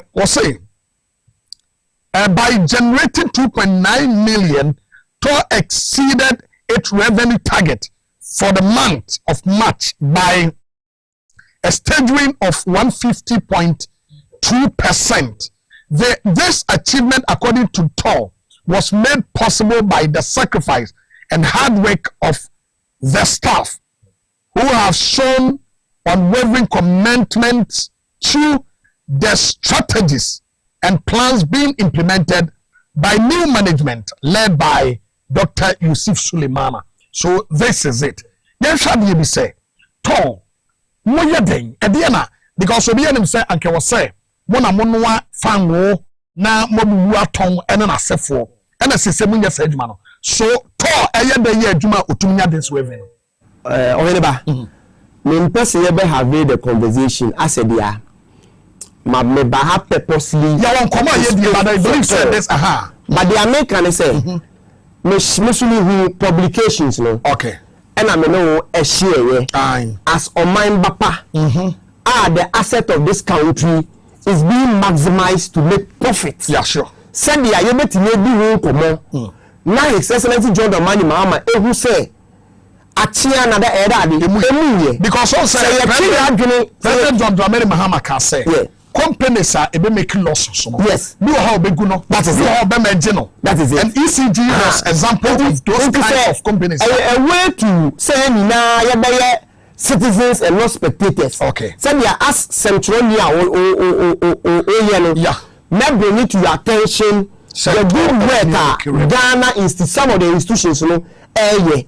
The information available to me now making some of the write-ups and some people are engaging with Tour. Now we are all NBC people, so most of CEOs now for sure. Deputy CEOs say that they are now for this assembly saba okay. So what I know is that aside from the main function refinery, which you now say it has been down for some time now. Sure. That is loading of fuel, which they usually call it the gantry side. That is the transportation. Okay. Into a whole side, and they make it that gains. And one thing I'm putting in place, they say, first, now what Tour does is that. So I'm sure you must say 7:30. They close at 5 o'clock when it comes to the transportation side, which is the gantry side. Okay. But the new management led by Dr. Yusuf Suleiman, assisted by the DMD, Deputy Managing Director, Edward Combat, omo regulator, MPA, echo and they brought to the attention, say, extend the time now. Okay. Maybe said, do we have the demand? Because what the realizing is said, 5 years. Oko gantry one man. Na castle. Can't guess me be one the brain. Our person what it means, me say, and that's a product in you, product but contact hours and as hours for a human and now soon to say so upon second thought and in strategic wise, regulators say MP, and so this is the situation. I realize that there are a lot of demand for the transportation at the gantry side. Sure. So for that reason, the best thing I say, we are more extended that side, more hours of contact, okay. And from Mayeng. And the MPA led by lawyer Edugita Makulu, listening to one tier and what they call a supreme, and at the end, a more extended time from 5 to 10 p.m.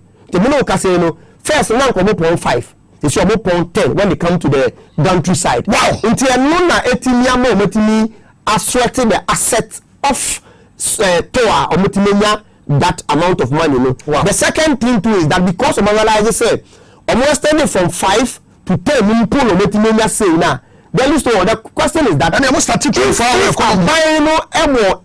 say all institutions that are viable so Mutimenya 24-hour economy na say no they can look at it and start there. Then the question is that if you are extending for just 5 to 10, we are moving revenue target from $1.6 million to $2.9 million there. Then you can imagine, say, some started 24-hour economy. Then there's the likelihood that they can triple or double this revenue target that they've had. You get me? To be look at say no, Oheneba MPA Gusuwo Nkita Odiemo Omo kasa say okay. MPA betimi am start 12-hour shift. Okay. You know they need to graduate gradually. You say who 50 people will say Moja Oheneba. Sometimes you may feel say why standing from 5 to 10 now we just asikano we just started 24 hours and you are going to get it like that. And so we be enter gradually. Now we study the system, you know. So they are also in talk with MPA. So MPA bet me they work 12 hours. Okay. But the SAT it also comes with some security matters. And all that you know, many omudi in community you realize said they are putting all those things in place. Okay. You know, call street light or fix street light at the gantry point. So that place will be very clear for transportation. So so far so good. So in short, you know, Oheneba me share my as a citizen of Ghana. Not because many to ejuma and I say I communicate for to, but me NBC me na NBC ewa aben no. Me buta say can institution na enye under previous government. Now omo boy enka. Now you say taxpayers money to invest in them. You know, if today government invested even one Ghana cedi, you know, government have not even invested even one Ghana cedi in a company previously. Now they can maximize that kind of asset. I know say it doesn't exist to be able to make such profit. Then they are worth commending. Yeah, you get me. So now you see this opportunity, and they are encouraging all CEOs, especially John Dramani Mahama, and they are some institutions, they feel like the institution is not doing well. Debt, and I'm no. I won't share what Tor is doing to know. Say, Achia na Emilie, they can definitely rise by the proper implementation of strategies. Sebia, Dr. Yusuf Suleiman, LED Ewotor, supported by the able deputy MD, lawyer Edward Combat. When they all follow suit, when they said the total reset agenda led by Excellency John Dramani Mahama administration, Ghana bit me afa into mapa ifra na obia enya ejuma ye because the 24-hour economy Oheneba aside revenue mobilization, it has also some additional benefit which includes job opportunities. Sure. Because the more I extend the time, now we have more human resource to come on board. If you never one more your other issues I was saying come about. To I perform on the skakra. Mame fa kwenye sunchia tifoni afefoni menua Mahama. And uncle was 2,000 Ghana. Me refi. Your point na dia cheme. And I was 2,000. Me part of me ba. Star 274 has. Me say emra ne ko. Ba me refi. Star 274 has. Me take 2,000 cedis. Me refi kra. Eti me say star 274 has. Na select number 1 power SYZ. Na be wum. Ye take 2,000 Ghana. Sisi a enti me say utumi wum a ubetumi ye di 2,000 cedis. Star 274 has. Star 274 has. Star 274 has. And 10 budu na bediska star 274 has the same and a dash one and a dash one to star 274 has no select number 1 power SYZ me refi say o say me timuska it me so 2,000 and I'm telling you me fast na beje this to yanko Tomorrow refinery I will say for some time now according to say a country that was dead is being resurrected. Okay. Now on my no ewu krono. It's not as if said at all in yan faso. Sika not all yan no muhia. Okay. For the bang any na pamfo. krono no mo de o man be boy aban no na ye work and pay so we share the previous regime under the supervision or the leadership of the Wadako was making a lot of profit. Sure. Again, and a coty by Yahoo Krono. Oh, the time I discuss here Kufadu, the Mumu Yesem, in a man boy seminal. People were like, okay, Ebia, young Kwan, ye wear me, and ye was and ye to the air coso, you the air coso. Na Sebi, ye de ye hune eti Sebi ade kankan. Enti ye hu kita se she prayer ni dream kankan a na air coso Akufo-Addo aban mu a. Na ye kire mu a eya na ye empanifo ni bi kura anwa. Ene obi wo a asema a wo kan no. Why too surprised because na onim said ye ni ye kan na no kure.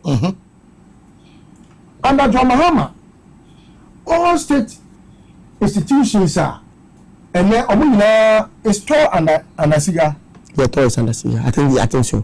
Oh, and then you Siga. Let's have institutions a typical example is the Ghana Airport Company. Yeah. The first one I did it is on their own balance sheet. And John Mahama innovatively. It's a novelty. I don't know why he that. Sir, Sebi passenger be a bagana ha. You're doing about $150. And no, a car buy for 20. Now, I buy no a coffee 20 more. The expenditure now, I buy no, a use to sell Sicano every year. John Mama buys it there be. May the sell Sicaway, or having to chemu, Eduanai. I had Mamma 5 or how much to reduce here. I say, no, what's your money to $150? Okay. No, $500, no, not $50, no, buying. Okay. Now, I'm buying $50 now. Sabi, what did I do, man? I find you, man. Now, also $400, no, if I bought no, for what you busia, never sit them not three. This is an innovation. And I don't have my list, I didn't a buy. Maritime Authority. Yeah. The Ghana Maritime Authority was able to build that maritime hospital because John Mahama, in his magnanimity and his kind-heartedness, decided, say no. Sikaya, Ghana Maritime Authority, me, the Ghana Maritime Hospital. I probably continue with a friend Kofi Alonso. Oh, yes, he cannot know the so the correct campaign. Oh, Agaga constituency. Musa. Well, yes, you can or the hotel or the yes hotel. Oh, Tamale. Kofi Alonso, Thomas Kofi Alonso. I'm a micro mene Rexoma. Arise there for a nako, your friend is saying OSP. Oh, okay. Yeah, you're not OSP.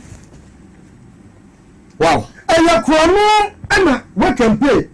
Well, yes, Kana, no, come on, Gabia, sorry, to the Akulu Kofi Ashanti baby a 2 year for. And I could for the no, a common movie. No, in a more name, she are then I'm waiting diamond. But the air can already swing in an let's say a Puada, a Mogu, and an year to. And the state institution, the only one more any class will make it profits. Now, I didn't about the office, I buy a office in the Sunday Fenty. I buy a money so Jessica, no, they are born man who bra. It's a very dear officer who packs now my bad local control office. There is a very young Faswa. Now, private man pay the control office and yes, can I about a control trauma way. Mobile. Only let it to no swim to all.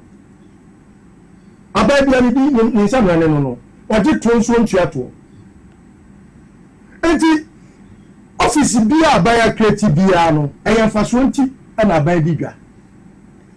Opa the issue of gutters and I say agency this only there we in charge of gutter what Ghana head na say agency no man first one because the two gutter more charge you and now my gutter lose you fee oba be sama e tie no oba be tiama no charge you me wa eniska eno and the agency bia no was eniska so this agency be about car and yet ono na aboka wo and your chrono na akoso.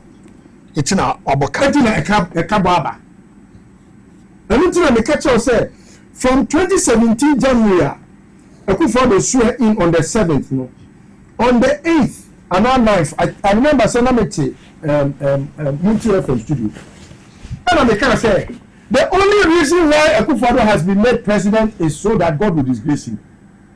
Because John 10:10 never Bible no. And Akufo-Addo tina Nyankopon asem ewo mu. Na ewo mu say. O reform ma this will be wia no wakun no asay. When we are yen yakun yen wasay yen. And until do ma ba ye ya. Onu jo ma untimi mo kro no wona ban. Because there is no one who was in John Mahama's government. Or closer to him than Abu Gapele. But he prosecuted him and made sure that Abu Gapele accounted for his stewardship. Yeah. You see here, I see. Yeah. We didn't say we not penny Abu Gapele. What you showing answer? Sure. About the young woman, hey, it's your politics, maybe not many of them come.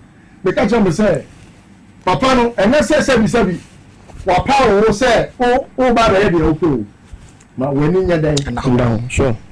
As I say, your Mahama only was in the woman tree. When it was here, you see, you should know a tree. Because all my own family will need that. So what for Mexico? On yet. I don't think I walk off your money, baby.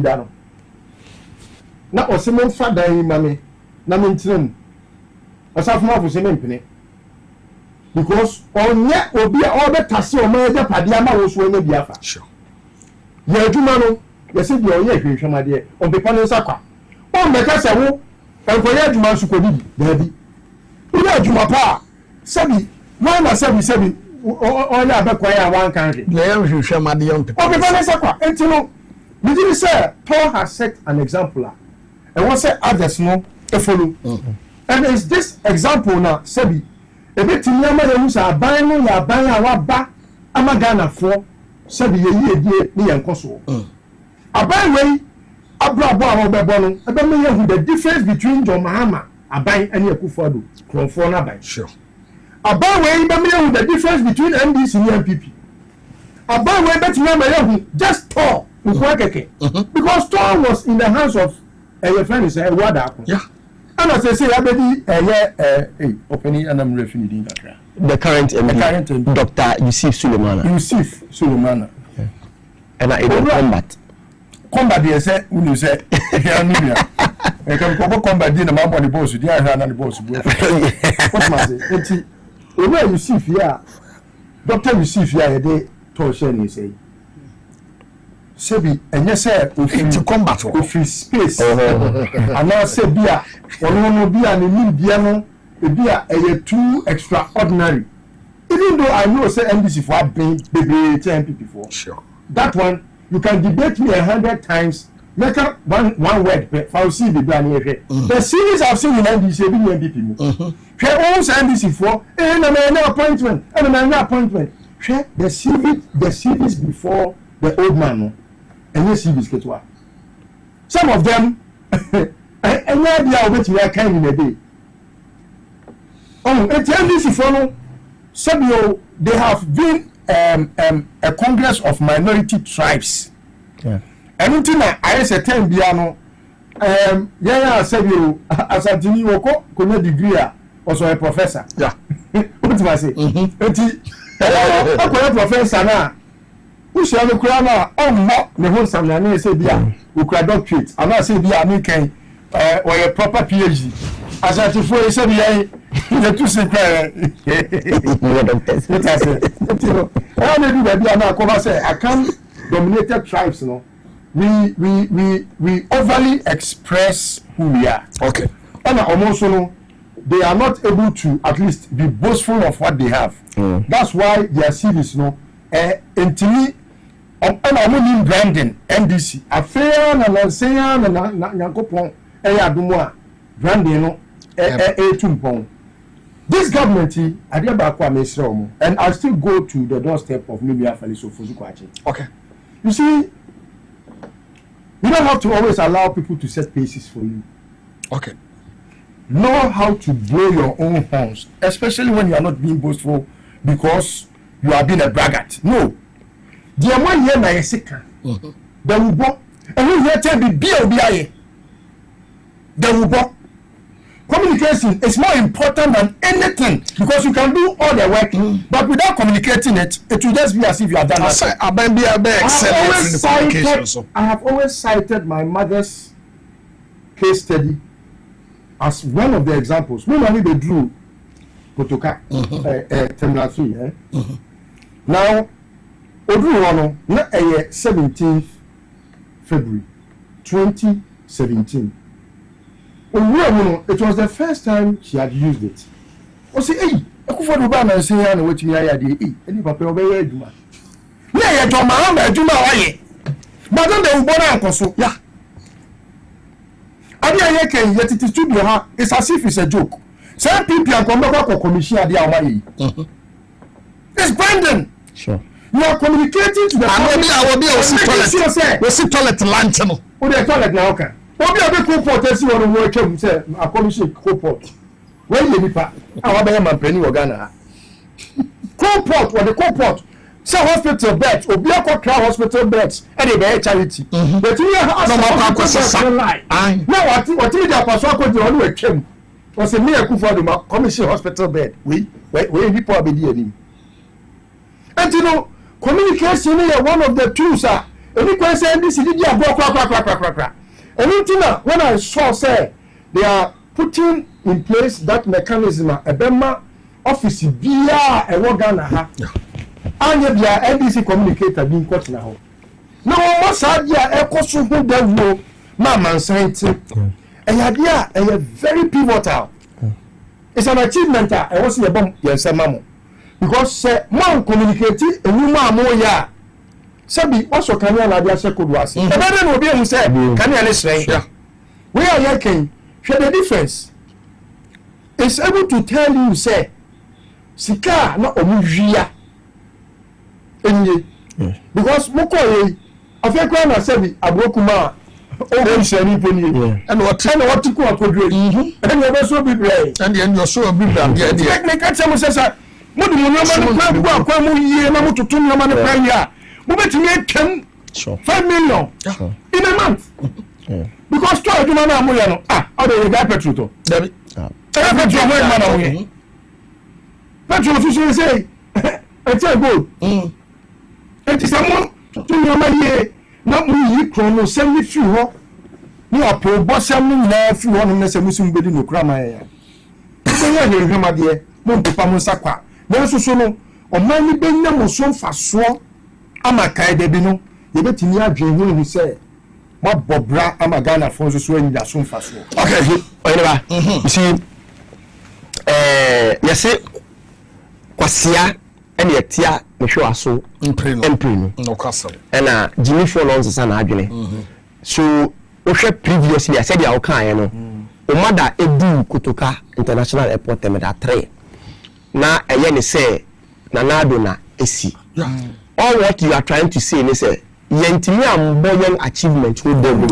But this time there are very pivotal me say on about realize here first no so we don't say CEO bi e ko engage media na ye one on one most times na ye one on one obi akono ho no nkodi nkom ana say wa arrange say onko akotena studio e di nkomo owia no whether okotwa ntru wakana send no but this time we realize here there are most of the CEOs are omotrase with panelists like this and still have that panel discussion can run more position na omo eye it tells you say this administration is very humble in terms of the from the top to the least person ya appointed.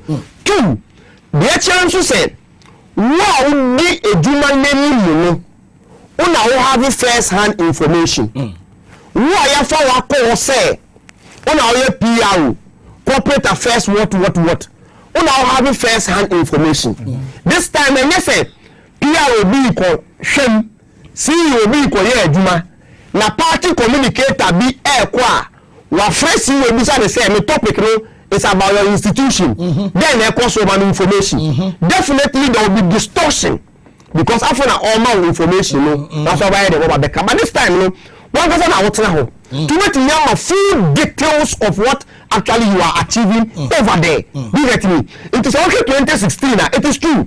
Then now you realize it said there was some lapses when it comes to how we communicate about it because you make no position say you who say immediately some of us in the NBC now you need some of the try this fishing college this fishing college I didn't know of any fishing college until 2 years ago.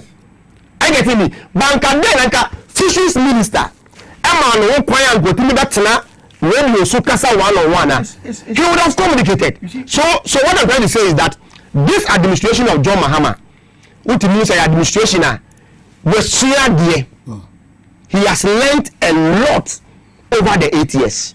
I said ya okay you know now only the vision only the aspiration okay. You don't go for any position. So this time maybe believe led by Honorable Felix Ofosu-Kwakye, Minister for Government Communication. We will do our best. And looking at this time, one thing too is that this time first party communication and a government communication. Sure. There has always been that conflict of we are all handle party communication. And whether or not it's all handle government communication because a party now forming government. So this time, what the leadership has done, which they need commendation, they say, Honorable Felix Ofosu-Kwakye, together with the National Communication Officer, Sami Jemfi, or the acting PMMC CEO, the Omar said, Omar absorbing all party communications, persons, into government communication. Until now communicating with NBC, you are automatically communicating for the government. It's excellent. Then you make catch be say. As I say, the usage of the title NBC National Communication Team Member and begin to use government spokespersons and now government communications because the last time I share, say Felix Ofosu-Kwakye are absorbing all party communicators to now be government communication. Did you see that conflict? That conflict but previously we had that petty conflict. There has been a lot of lessons when we went to opposition. I pray that never the brain we will put more so that at least we can yield a certain dividend out of it because at the end they are Ghana for the business say they are I'm implementing so far so any one more headle or maybe two. One more headle or two. The other headle and me buy my Tom adiem right.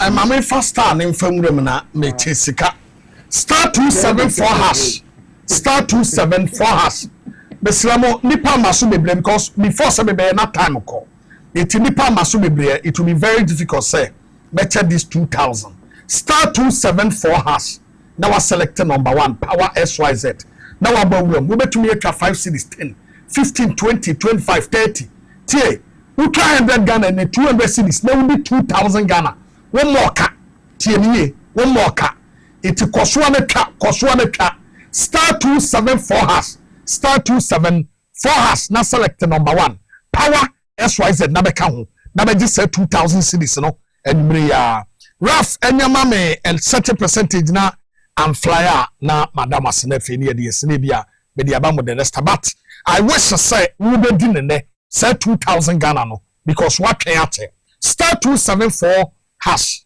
star 274 hash no select number 1 power SYZ no select number 1 then we enjoy cash listo yonko I have two headers. Yonko beyond the echo swing my advice is I will say your information pool and yes I feel na ebe fa phone say me ko frɛ Felix Ofosu-Kwakye makwa information a me de ko emwa ana say me ko me person kasa me fa so ho ntimi me ko frɛ me nua Mahama sana me saka to their chest so much so that even when you are in need of the information to help his cause one personal information everybody green book open green book unya me wa bi book me bi go for them. Yeah.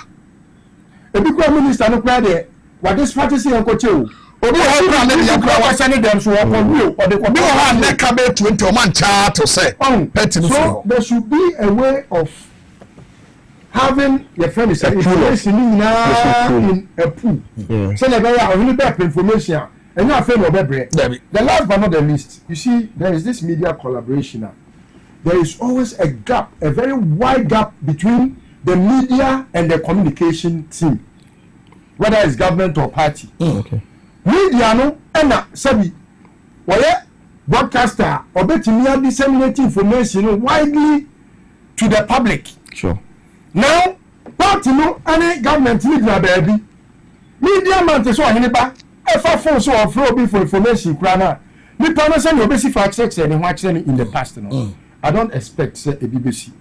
Because look, if you joke, this government, Daniels will never forgive it. Sure. And you know, as swiftly as possible, if it's not been put in place, I'm sure. I mean, Felix is very well. Me personally, we still much time on this matter because some of the things you are talking about, it's in line. Things like this, should it shouldn't be done in the dark. Sure, I agree with you. By now, I should be in the moon. So I'm calling for it. If it's been done, I should be in the known. It should be everyday thing for all of us. Sure. That's it. I think I'm done. Okay, thank you very much. And also, na emrane de ekoye pa but still we still have some topics I was here discussing. Yesterday, I premier be say cocaine dey free krom ha de yakoba bi. Ama ntim fodwa de em say da me was here 20 kra ba me yatwa because on your didi say ba bi ogina na hwa na ogina. Ena Yura Felix kwatufo so ababonten aba be chirichiri magana fo nyina te ase say it is not so but a different issue altogether. It you share that area you nimre criteria I was say ye ibatel see a talk here on so me star 274 has select number 1 power SYZ the econo manager it obi bedi star 274 has select number 1 power SYZ 2000 Ghana more money we bet to me 100 to 200 we bet to 50 we come back 5 cities we come you 10 we come 15 420 and more na baby cars no this evening anya sadia ene ayeka eno ano no and am de mamu 2000 Ghana cedis Miriam mama we shall see through Oliver and then I say adana koke ho asem about them say Oliver my yenye is short so that everything we tackle other topics no Oliver you see NDC are buying every me the December elections. Okay. Now since John Mahama saw affirm swear as the president of the Republic of Ghana no.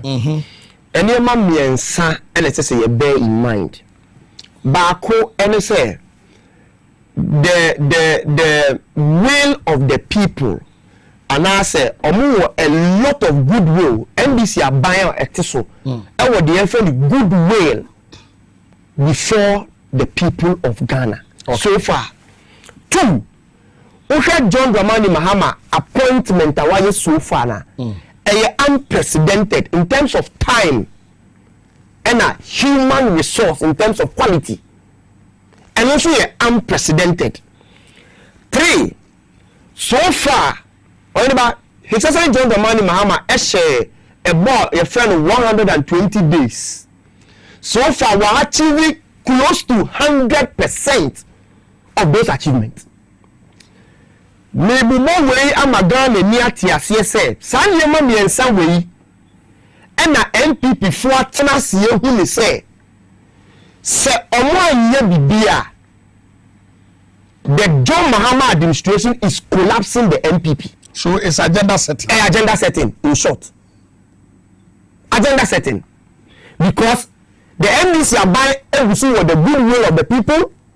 Why one of the best appointments that even MPP for Krampo Eka in terms of the youth or you should want to govern. And see that first manka OPC you are listen what Obi are now we 45, 50 years, 60. And then you see you 45 for you sir. 45 for you. But after that time, first those time. Oh yeah. But and then late 20s. early 30s Kwampo is CEOs. Ka assembly. Ka 70 Kofi Dumanu we design. No design. 78. Yes. Anna achievement so far I share Muslims or say or the make another baffem ha jero or the baffem or see a bema human resource aquabuchi and that is work abroad. It is in progress. A lot of things. Into MPP tina na so mo ye the FM agenda setting. Because in the year 2020 the High Commissioner of America and described Ghana as a cocaine hub. Virginia, okay. As a cocaine hub. And UK. Yeah, UK. Yeah, UK. As cocaine hub. Yeah.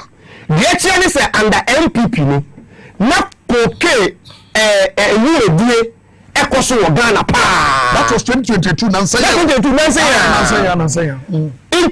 thing is that Yankee said everything you do abiding with you. And that is what they have started. Communication is very, very important. Serious one. It is a in team for you. Yeah. As what maybe Sally say, then a press or TV at the end of the press conference. Okay. And just to smear the government. Say the other do abiding with you. Yeah. Because there is a saying said, he who alleges must prove. Yeah. He who alleges must prove. So how can say me scar? Me to me Nigerian can say me scar and the sikani ni. Who na say who na say sikani so mafa anase me fire. In this case, because a agenda setting, na yembu abani feel because abani gusu were good way before the people. Abani gusu achieving the promises.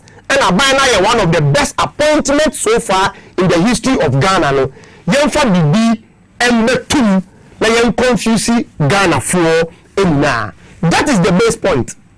Because Mr. Wamini very well only MPP pa no oyeba Sanka MPP were evidence beyond all reasonable doubt. And can team for you all press conference. Sure.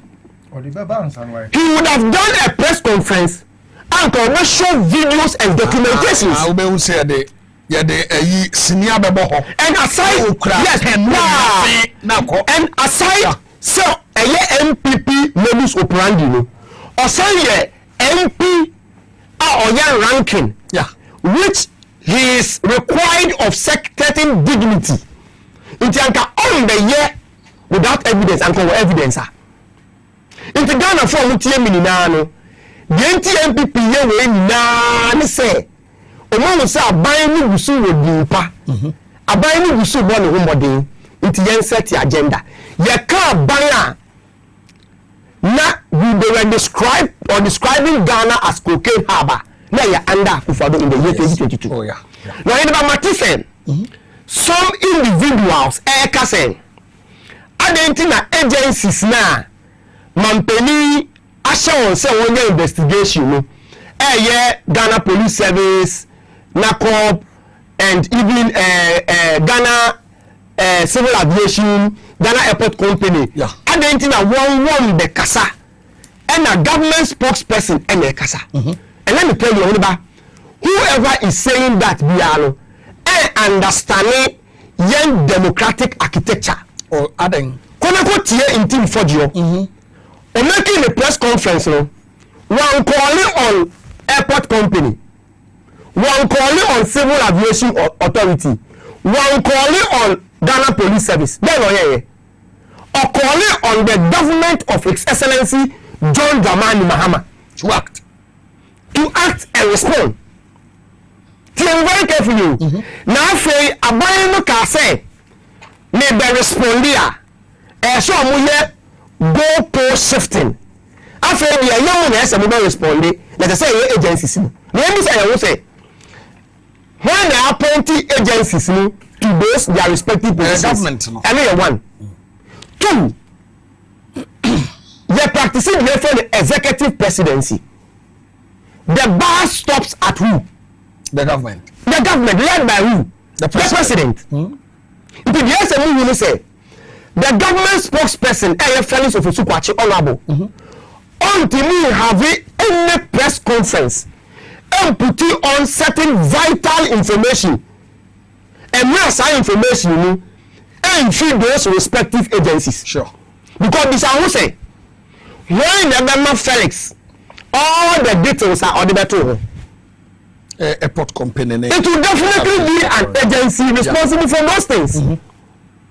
It's an amalgamation of all. Because Sanyamana will say that respective agencies and the canon. And in the wisdom of the government, through the government spokesperson, accompanying on the Ghana for about the book of here. Yes, a young woman say, John Dramani Mahama administration. I did one friend me go so far. Yet pivotal in any governance. Or the transparency. And so far, any step on the way beyond John Dramani Mahama administration make sure say about what we do Ghana for. Okay. Remember classical example. Not for me. When you say Attorney General B a filing only prosecutor, why engaging Ghana for on the rationale behind step we taking before? Not at all. Not at all. But for the first time, because I believe in transparency, even though constitutional wise, and Shelley say about the of filing only prosecutor. In the wisdom of the John Mahama administration, the Attorney General and the boy you get me? Yeah. And the national security. Step don't make it be they inform Ghanaians. Sure. And we're watching Nigerian businessman. This is one thing. Omuka. Oheneba one thing. Omuka. Mante. This is one thing. And a governance or a government that do not prioritize transparency biano. Some by the chairman said that as a share private dream and a part of the reason why they don't want to uphold transparency. You know what I'm saying? Into the American question in Ireland said, until for you, Sanko evidence be anko diaba. John Mahama administration, one problem and I will tell you about John Mahama. They say, oh, I am yet too much. I didn't think for you, listen. Sanko and another administration. I'm telling you. Now, Medina MP. For a quanya. No, we did but one thing I believe about John Mahama is say believe in the rule of law. Okay. It means what Jimmy said. Senior, if until John is not ready to so not the respective institutions any making commodia. What he must know is that Article 17 says nobody is above the law. But he's arrested. Remember, star 274 has select number 1 power SYZ. But that room I had so egu emoy hot emoy mutu 20 yada so emoy yedin komo star 274 has star 274 has select number 1 power SYZ tentem me wo se ekwa ni mpenti mesrawo obi bedi ni sesi a me ba be LPM wie na listo ekasa na no see ya me pon apena cash no aflow. It is star 274 has na power SYZ 2000 Ghana cedis and I make channel numre you may be the lucky winner to win the 2000 Ghana cedis. It is an tam na bra be kabusu na wona be jo cash na fa komabre obi si cash obotomu a oboto asetete. It is star 274 has star 274 has no select number 1 power SYZ Canmore Maybe more cash ma ahoto etumi embra 2000 and ameche eti tienie na shenen so fama me na me kan fo edu aba kan the KSM meters na wode aba no na me kan fo ma say eya no bi why na edu no eye very nice eye konk ahode wo mu no ma ebu ni paduan pa mema enum say do ya wo mu afili trabie won pampa nti emema fa say do we emfa eni agro ena ema no so a wo mu enum no omatinka feelings no etumi ema na homene so ema eyeye pa SMBTS ne yenye du pa enye du a yedi hu agro me pa chonkwara no mu empanifo nya 18 years a eamenum bi onum so a eboa ma wankasa wo ye bememu ye bo samran se bemen na edu papa no SMBTS a bitters for the men bitters for women baby e to ndo bia no wo bawura wo benya bi frɛ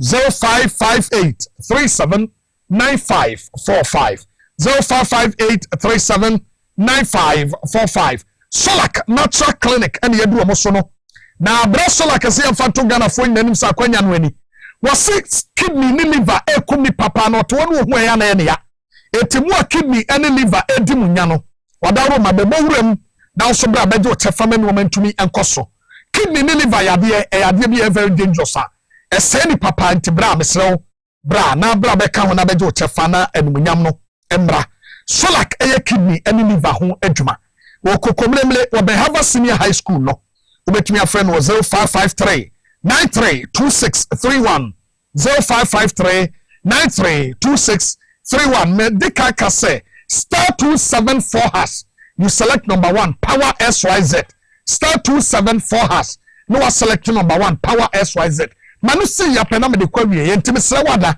won so koso na twa wode ye no be the lucky winner for tonight 2000 Ghana cedis kanisika ni 20 million ana me chena nyumre emfam ya gro na 2000 she ho a wo yoga pa wona ma na oto atia obi boso mi akatua ana me chede ama wanyumre etu betumi ate 1000 abiam so betumi kwatwa 1000 Ghana na utwa 1000 Ghana na wini 2000 Ghana what 1000 ni free ma wunya mfaso 1000 na nyumre ho na beto ade obenya mfaso esei it wadaro ma star 274 has you select number 1 power SYZ na wabro mu atwa wode na me kan for Safari Valley Eco Resort emfa emawo ade ba ko ya no se uwo sika ehye wata so na unya ba bi a obekọ akọkyele eba ne sa na mo abra ba yo basa sika so ho apie na kokọkyele no bi ye hu se chilling papa en apie no hotel papa bi ya Ghana fo nyina age atum se eho be so eho ye kama eho eye number 1 ene Safari Valley Eco Resort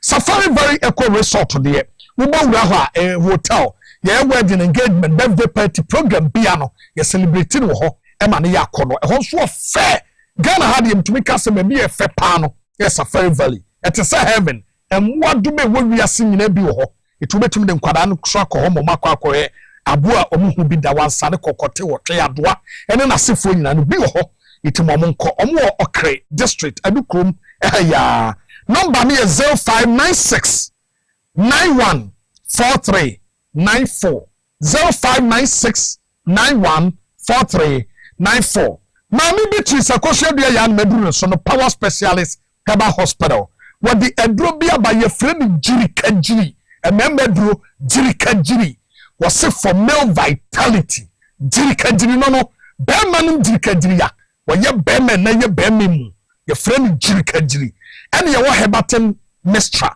ye boost immune system no akutia yade bia afei power specialist Kaba Hospital no hepatitis A, B, C, D, and E wotu ase fatty liver fakoho sciatica or fibroid and kidney stones ni nyina no ebe free wo amwoni age wo baby o to do no be dirikadiri ne hebate ni dem mo hwe hospital na dia kwa benya poku ase ACP pan so friend stop feyi ase Mosomtwe road ye friend adua ya junction and atakura de Anaji estate ahantama rural bank no wo ben no the number any 0244 544 442 0244 544 442 no mami kanfo Medimosis Clinic and Herbal Center emfa emawo Medimosis se wo de aduro bi aba ye friend Medimosis garlic capsules na wonoma wunya a touch of Ceylon cinnamon na obi ani moja ne afurisa ne yie ne nsane ne nan etaye tititi or person immune system is very strong no wonum said duro ni ya eboa no afei Medimosis Clinic na kasa no prostate disorders sexual weakness male and female infertility hypertension diabetes sciatica typhoid malaria stroke any namu yade no ni nyina no de ba obesaw yade amanije aba adenta barrier woni police station di hwere mu Accra Central so no wo be wonu Ghana Highway Authority yard no ha ASF for dan mu aje kwadwo ni school for the deaf ena kumase eye ahenema ko ben wo batumi afre no 0244 068 447 0244 068 447 papa ni mechanic majo afre ma me kanfo mega cash no wo bedale eye star 426 star 5 hash na one win cash ya your friend no mega cash yet mega cars no bowram na twabi enanwumre yi na filo prompt no eno ano no obe on the cash terms and condition apply wadaroma and waso mu ayedi duadi no about 17 minutes past 10 list of time so what the emfa say emfa sumami and say emfa wrap up because yemra so nya dia wrap betias nti yonko abi amedi be kato no say me kasa the Church of Pentecost in 24 me de asemu to omani okay so me penny zoom live Joseph Sian Ejapon and your man oil no botema ebubu nkofo da egu wabra oni krata cover assassin that's about tema assassin de dodo no akwa enu farms eye agrike for assassin sa de na ekoso asofo a no Church of Pentecost muntu mo elder nefo muntu Sian Ejapon fo na sika entonkwa so wo sika they say onu ne nsa no nipa mienu ahwe omo nkwa yes e wo tema ho they say nipa mienu ahwe omo nkwa sikani wa ye boni ayenka ohiani ye nyafuo ye ne ye mobro they say wakoji take for investors bi omakobubu omo dan under the guise of national security nsuma obia e obotema yeah well what say our boys akobubu obi dan agu a enfa enkoye say national security na akobu obi dan agu national security for mu dan hu dabi etimi kan afidie so na mama mpanifo ate say zuru lion e the national security di ni nam botema ho e bubu kofo dan agu under the guy say ono assassin ya ne dia asasi odia for people na kwetire say no ano na asasi tu wo se boto dabi obi asidan na sa ni papa na adua e na so de paper akọ judgment kraba ebi a posifo ni na ni akodwiri e so wuni paper nti e na wonam e ho krata semwe because we didn't have time shedan no mabubu aguru obi dan ya wasi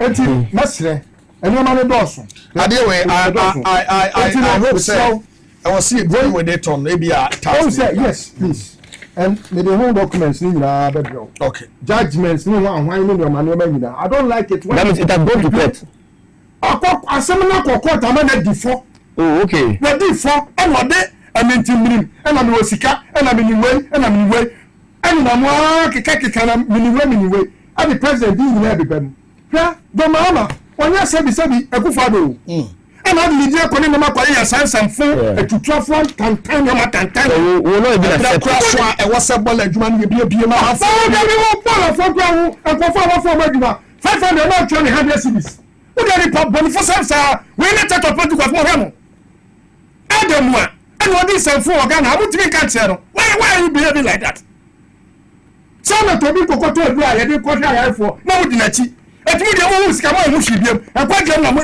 sana na ke oya ya e kan gba sofo yeah that's etimi de me de aso ekutuso na me de ba etira no e fireworks because we don't understand why Church of Pentecost is misbehaving and following these people okay why me that's and me that's na den to bo ase me that's so no after cause na time do a whole Church of Pentecost elder look at how they are misbehaving because who was cat Mesika tonkwa acha say ne program na say I am a Pentecost for because me so many wo won ye twemo anya kwa no it's a church that and the Holy Spirit church